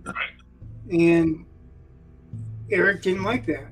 He doesn't like to be considered less than equals with other industry guys. Yeah. And if you don't earn your chops, they're not going to consider you equals. And if you're not actually writing, or you're not actually drawing the comic book, then and you're just a salesman, and I say just a salesman, but don't get me wrong. I'm not saying that that's somehow invalidates what he does. I'm saying that if what you're doing is just selling a comic book, not creating a comic book, you're not going to be on the same level as creators. Nobody's going to consider you on the same level as creators. Why would they do that? That doesn't make sense. And that's basically what they were saying. Like, you need to either ignore or learn from the critiques that you don't like. And I guess Nick Rekieta tried to write a novel and discovered that he didn't like the editing process and didn't like having to go back through it over and over again. Yeah. But understands, you know what I mean, the whole critiquing process and the value of the critique. And if that's the discussion, how can you argue it? It's absolutely true. There is complete value in critique, and someone doesn't have to like your work. There's no rule saying that just because you're a comic book creator or sold X amount of copies that you have to be given due comic book creator status, or that no one can dislike your material. Like, he needs to learn that no matter who you are in any creative profession, that somebody is going to dislike your material. That's just kind of a rule, right? Right. Like, what we're trying to do is make this communicative process so that there's the least amount of people that we can get to dislike the process. Not saying that everyone's going to like process ever, because there's never going to be a time that everyone likes it. Never. Right. That's just pipe dream.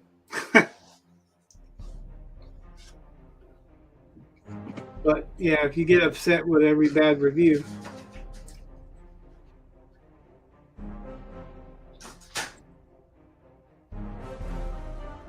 how many times have we been told as writers,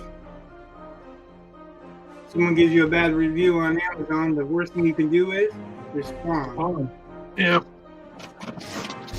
And so you're going to fire up a live stream every time somebody dislikes something that you wrote.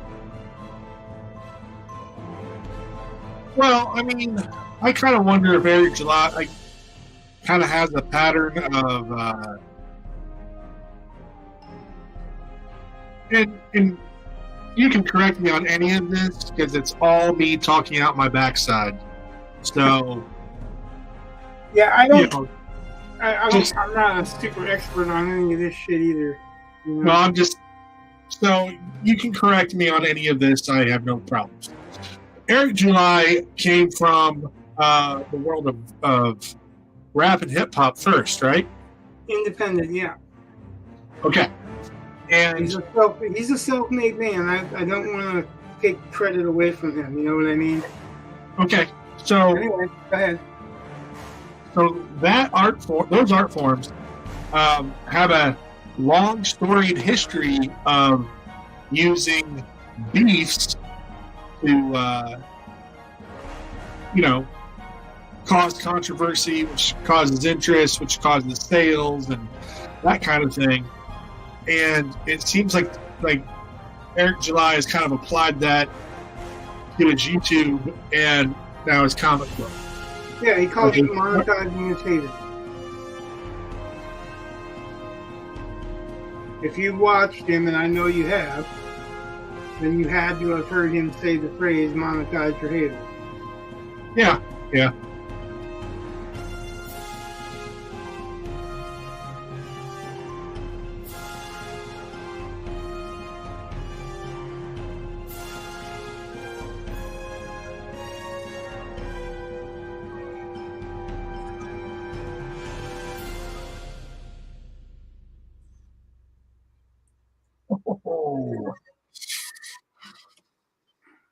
also heard, some crap about Alpha Core not being good or whatever, and they haven't even read it, and they weren't talking. It wasn't Ethan saying that, but I think you can't say something is going to be crap unless you read it. Right. That's why I'm reading Holly by Stephen King, because you want to be able to say it's crap. Yeah, basically, it was my goal. No, not really. I wanted to see how bad his devout COVIDian cult-like behavior is. So I'd say he's definitely a COVIDian.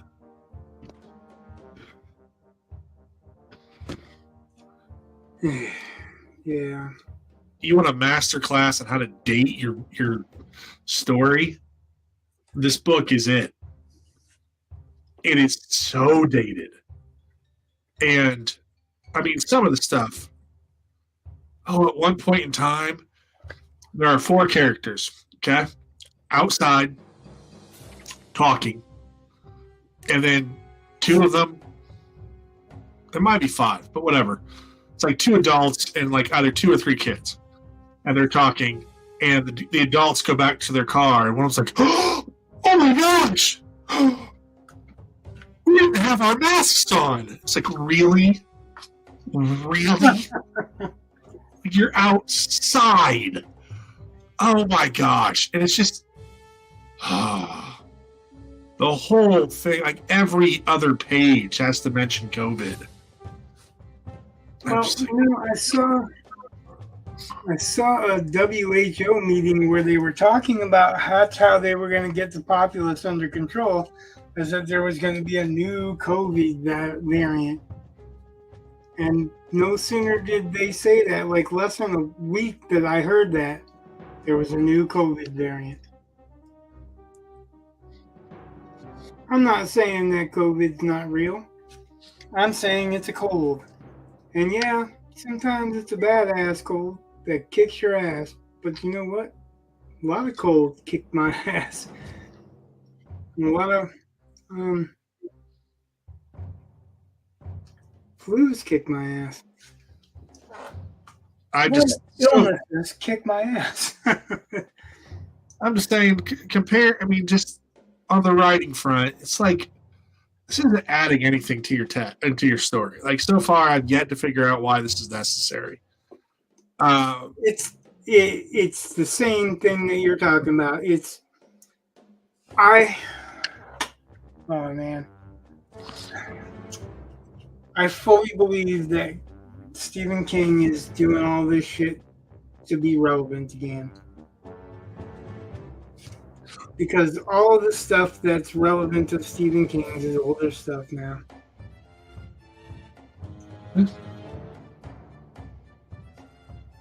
And it happens, if you look, like it happens all the time with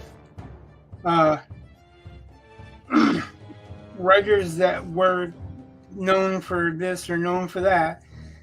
If they start going out of vogue, they'll find a hot button topic and they'll surely put it in there. That's what I was talking about with David Morrell. His claim to fame, he wrote Rambo. Right. Okay. So he writes this series, Murder is a Fine Art, is one of the books. And I was excited about it because it's the author of Rambo who writes thrillers. And he's writing a Jack the Ripper-esque story. But then, halfway through, some kid goes and gets a gun, and he has to say something about the fact that at that time there was no gun laws for gun violence. That's like literally the beginning of the chapter. And I'm like, you didn't just fucking take me out of an 1840 story setting to tell me there was no gun laws. Like, really?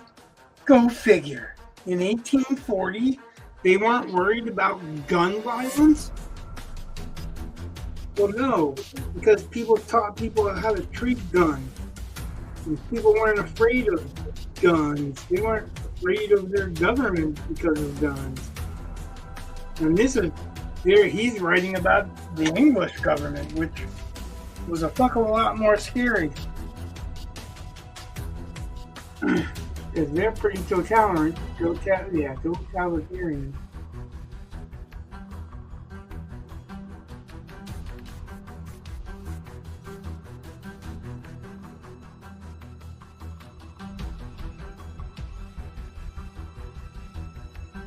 I really hated it because it was a pretty good book, and I was just getting invested in the series. There was a 3-book series. I had actually purchased all 3 books, and then I came to that spot, and I'm like, "Yep, not reading this. You just fucking did me in. I'm not interested in reading anti-gun agenda crap in a time period when there was no anti-gun agenda. Just not interesting."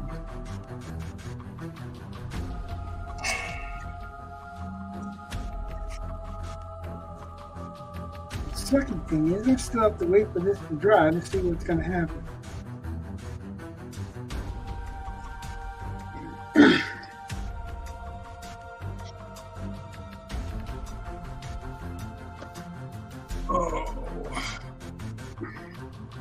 I may have made a slight miscalculation. Uh-oh. That's never a good way to start a conversation. Well, I'm setting up my classes for tomorrow. Are you writing a sci-fi epic by any chance? Because if so, that's the greatest opening line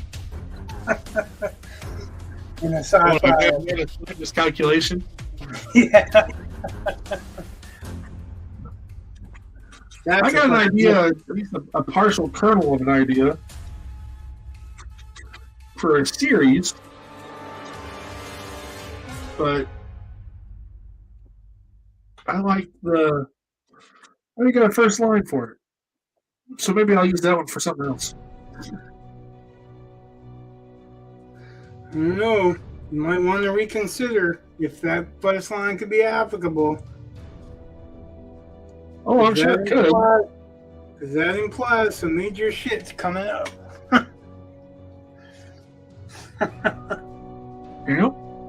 Certainly does. Yeah, so I was going through on Moodle and making my classes, and I always shut down the class from the previous semester and create a new one.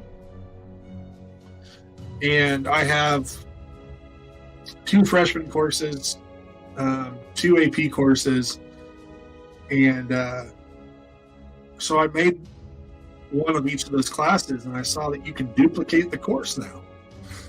I was like, oh, that'll save me time. So I told it to duplicate on both of those, and then now it won't let me edit anything until it's done duplicating, and it's taking forever. So I'm just going to hope and pray that it's done before tomorrow. Because if it's not, I don't know what I'm going to do. Actually, I do. That's an absolute lie. I almost always know what I'm going to do in class.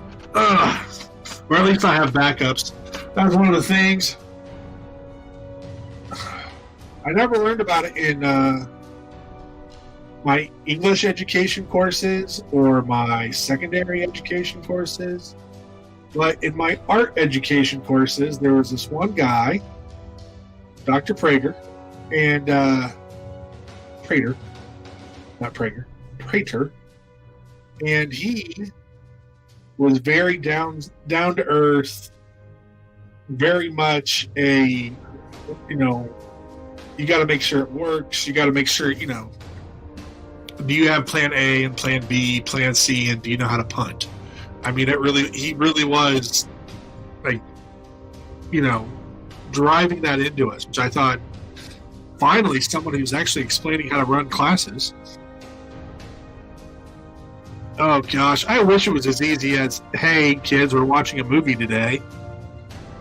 That'd be awesome. The heck, most of the kids hate watching anything. And it's not like it, but, when we were in school, it was kind of hard to get access to some of these films. Well, now they just pull it up on YouTube, and they still don't want to watch it. So, they're watching videos on their phones all day long. Right? With Moodle, it's normally not that hard. I can normally at least slap something together. But if you take Moodle away from me, which maybe I've done to myself for a few days, who knows? It's a little bit harder. Although normally I can, especially with these classes because they're writing based, there's always something you can do with writing. It's a lot easier to say, all right, class, today we have an in-class writing assignment that's due before the end of the hour. Here's your prompt, go. Now, see, the kids probably would hate that, but that just sounds like fun to me. Oh, God, some of the stuff that I do, well, part of it's because, it's assigned. And no matter what, if it's assigned, people don't like it. But, and then also there's the whole case of no matter what it is, somebody's not going to like it. I really get annoyed because sometimes you'll get administrators that go through and say things like, you just need to make it more interesting for the students so that they'll show up or so that they'll do their work or whatever. And I'm like, okay, cool. But, Rich, are you a big fan of Taylor Swift, the #1 pop star on the planet right now? I didn't know I could watch her. Yeah, but you want to listen to her? It's one of those things where she has marketing teams, or Disney, it's got marketing teams and, all the kinds of marketing, and people aren't going to go. Somebody doesn't like it. Doesn't matter what musician it is. There are more people that don't like that musician than do, no matter who it is. Beatles, Michael Jackson, New Kids on the Block, Taylor Swift, it doesn't matter. Somebody doesn't like them. And they act like teachers can somehow make everyone like them. And it's like, that's ridiculous. So I don't worry about it too much. But you get it. So some of that stuff about, just show a movie and whatnot, it's gotten harder. Kids have less, they've been catered to for so long that they have less grit, in my opinion.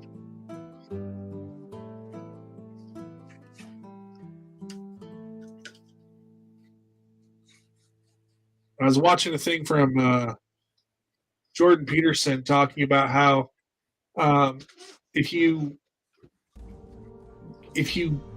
provide a TV or something like that to your kids, they'll sit and watch. But if they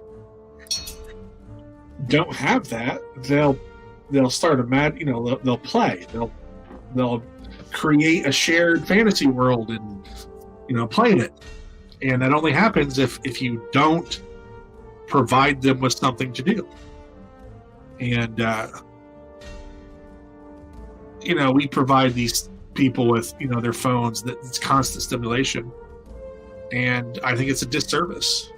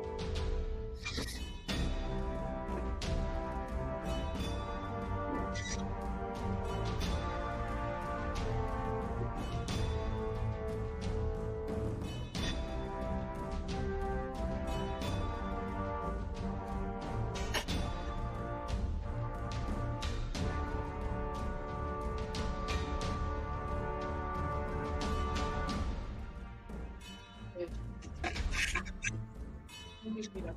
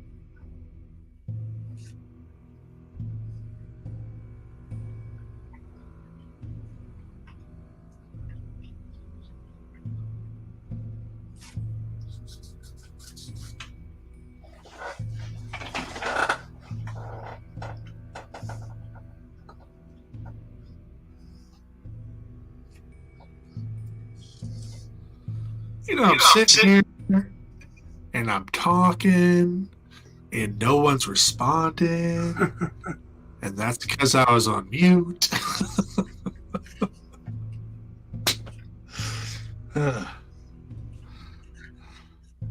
Anyway, no, I was saying this sounds like something out of Conan. Like the Wheel of Pain or whatever that was in the Arnold Schwarzenegger film.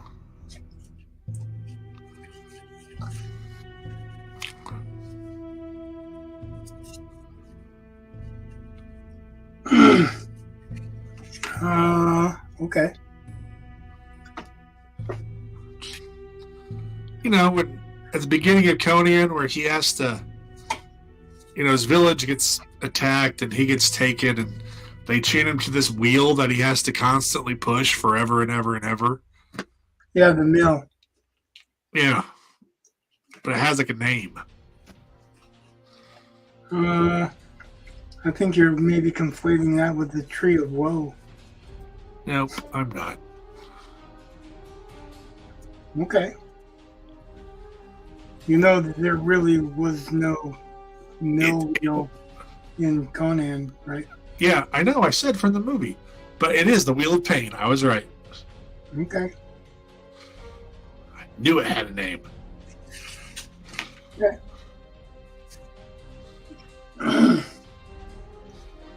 I think the only reason why I knew it had a name was because I saw some reel or something about how it was so well balanced that the first time he pushed it hit him in the back of the head. Like it required like no force for it to turn. It was just, so he has to actually act like he can't push it.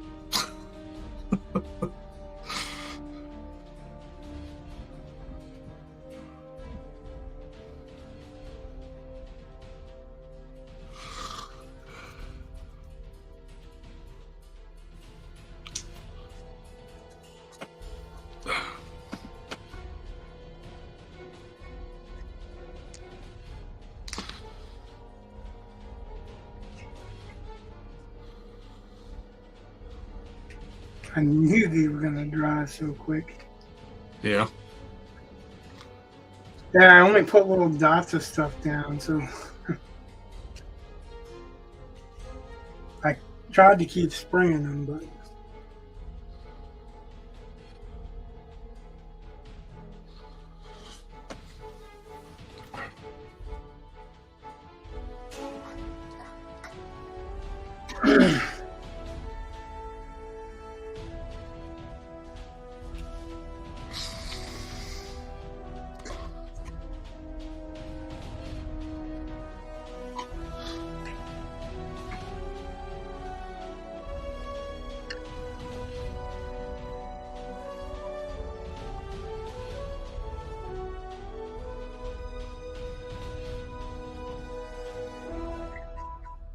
and that really comes back to certain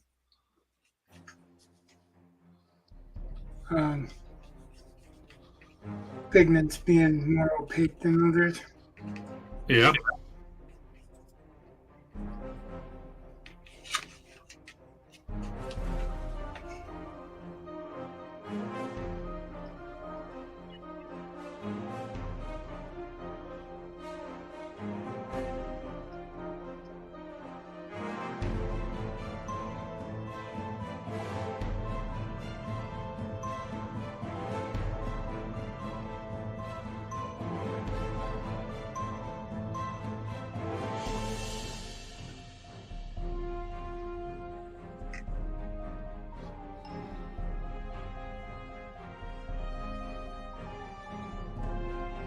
Trying to get a middle value. Not so easy.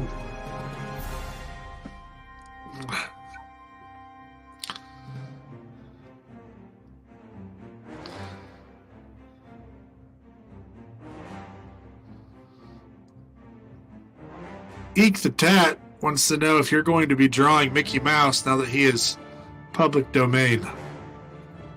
Somebody played Steamboat Willie. and got struck 3 times. Really? Yep, the first day that it was legal.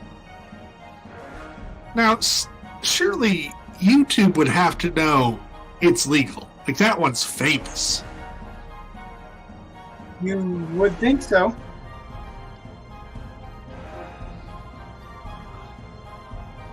You would think so. At least I would think so.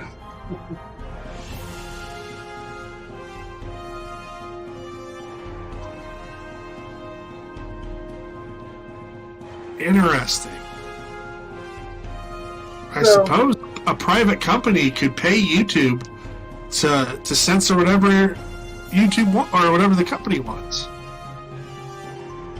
Well, they could call on copyright right before the end.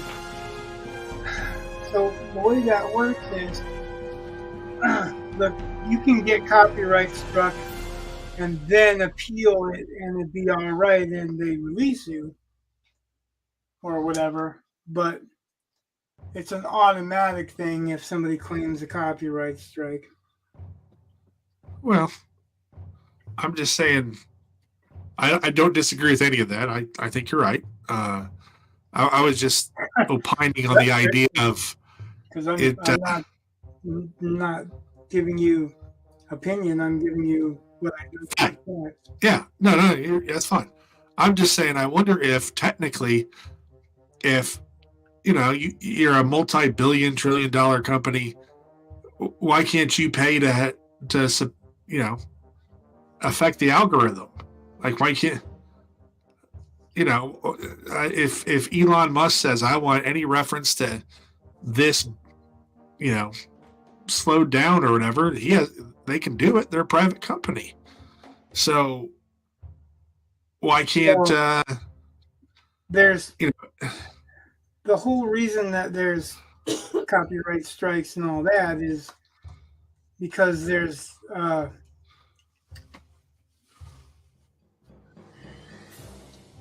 very little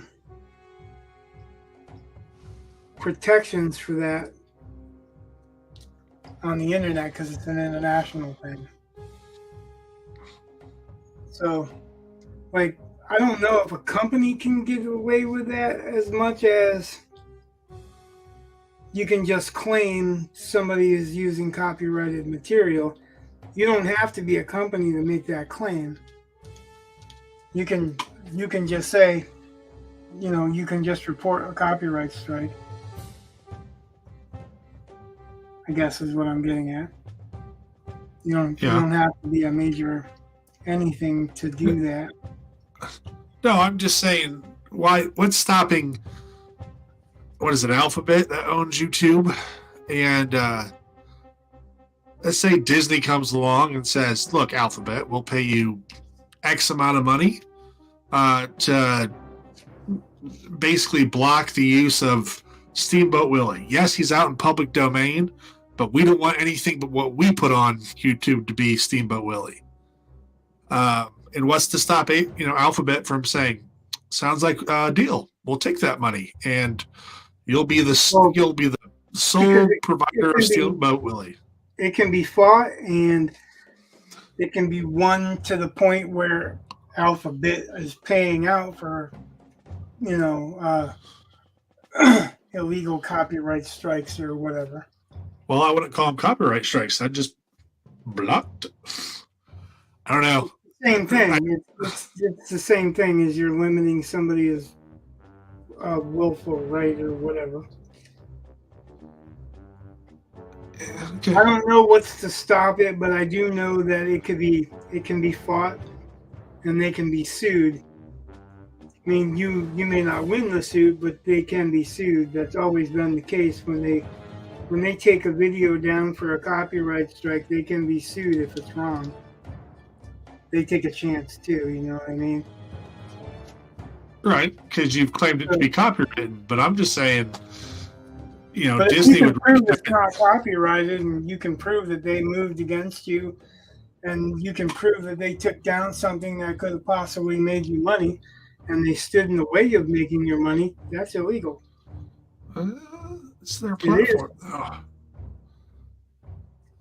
Well, I get that, but just like when all the social media has decided, you know what, Alex Jones is going to be kicked off. You know, that's how he makes Except his for they money. reinstated him.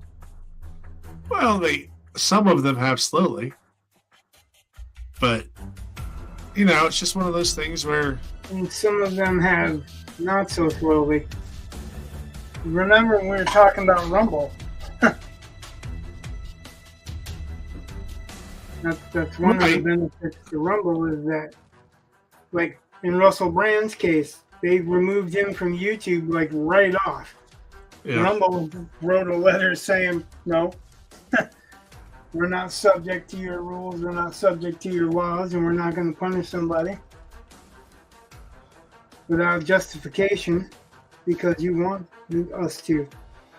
Which is why I respect Rumble and have been looking into streaming on that platform as well. So I'm looking into, but I looked it over once.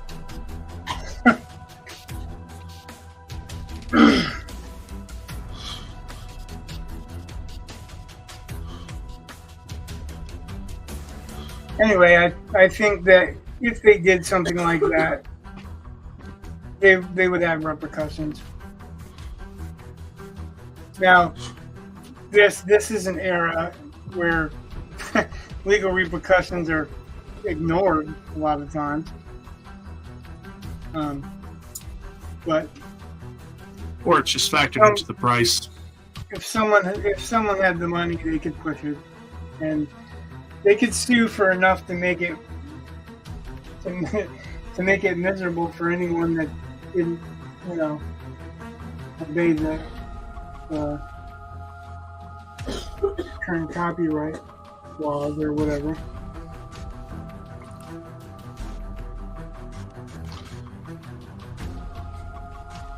Will they? I don't know. I think that channel is already the one that got struck for playing. It's already back up and running. I'm sure it was a case of actually that exactly, that somebody reported it or copyright struck it because they didn't realize that it was coming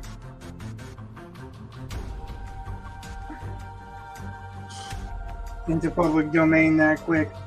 And it could be a perfectly innocent thing that somebody didn't realize it. They're not a part of any company or whatever. They just said, hey, somebody's playing Mickey on this channel or whatever. And it's only Steamboat Willie. It's the only incarnation that you can use. Yeah. So,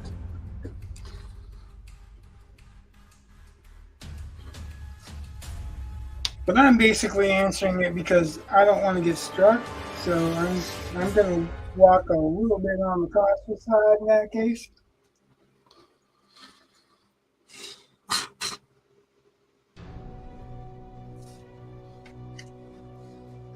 So that's why my answer is no. I mean, I don't suppose it has to be a no. But I don't generally play other videos anyway. You know that. Like, maybe once in a while I'll share a picture that I thought was really cool or something like that. But I always, when I do, I always credit the artist with it. Because, you know, I'm an artist and I would like people to credit me when they use my stuff. If they use my stuff. So I just try to give the same courtesy as I would want.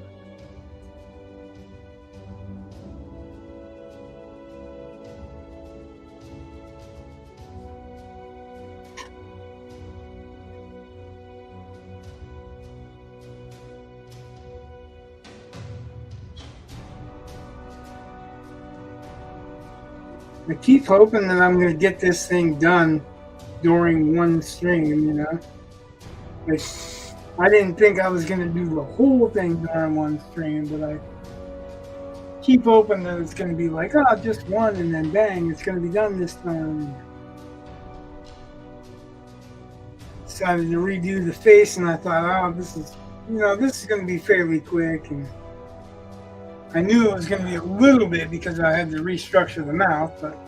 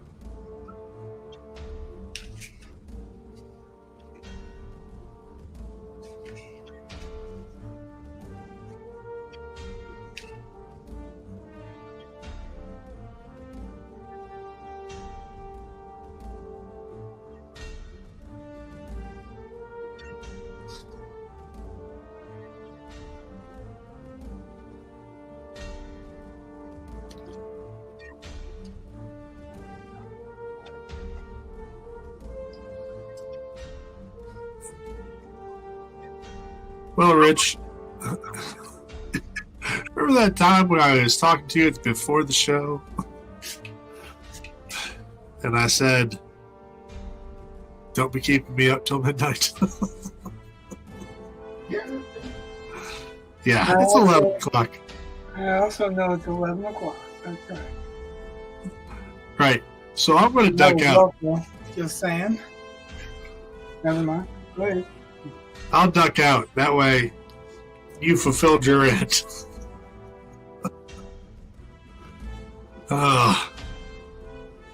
It's these school nights, man.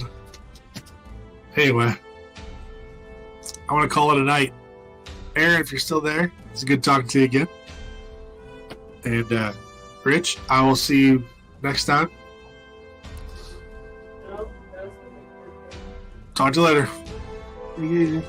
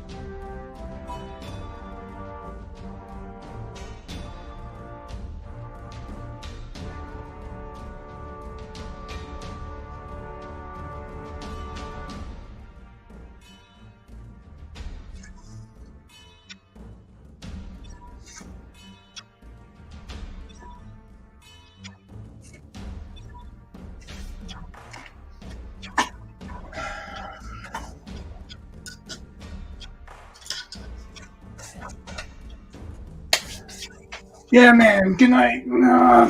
I think I'm calling it too. Ain't much more I can do right now. My eyes are go buggy if I keep up at it much longer.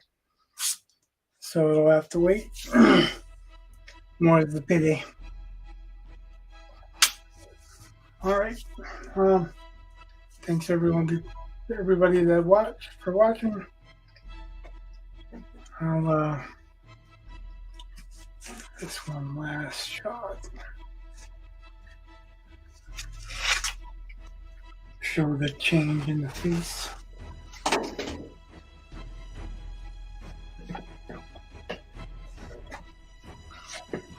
My paints are closed.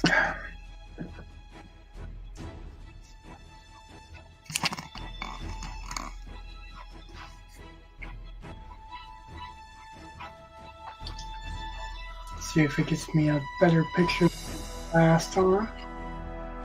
Getting closer. So, yeah, if you want to watch, like, subscribe, followed. Thanks. I can't apparently see anyone that's actively liking and subscribing on the stream on this streaming service, which is really weird. But good night. God bless.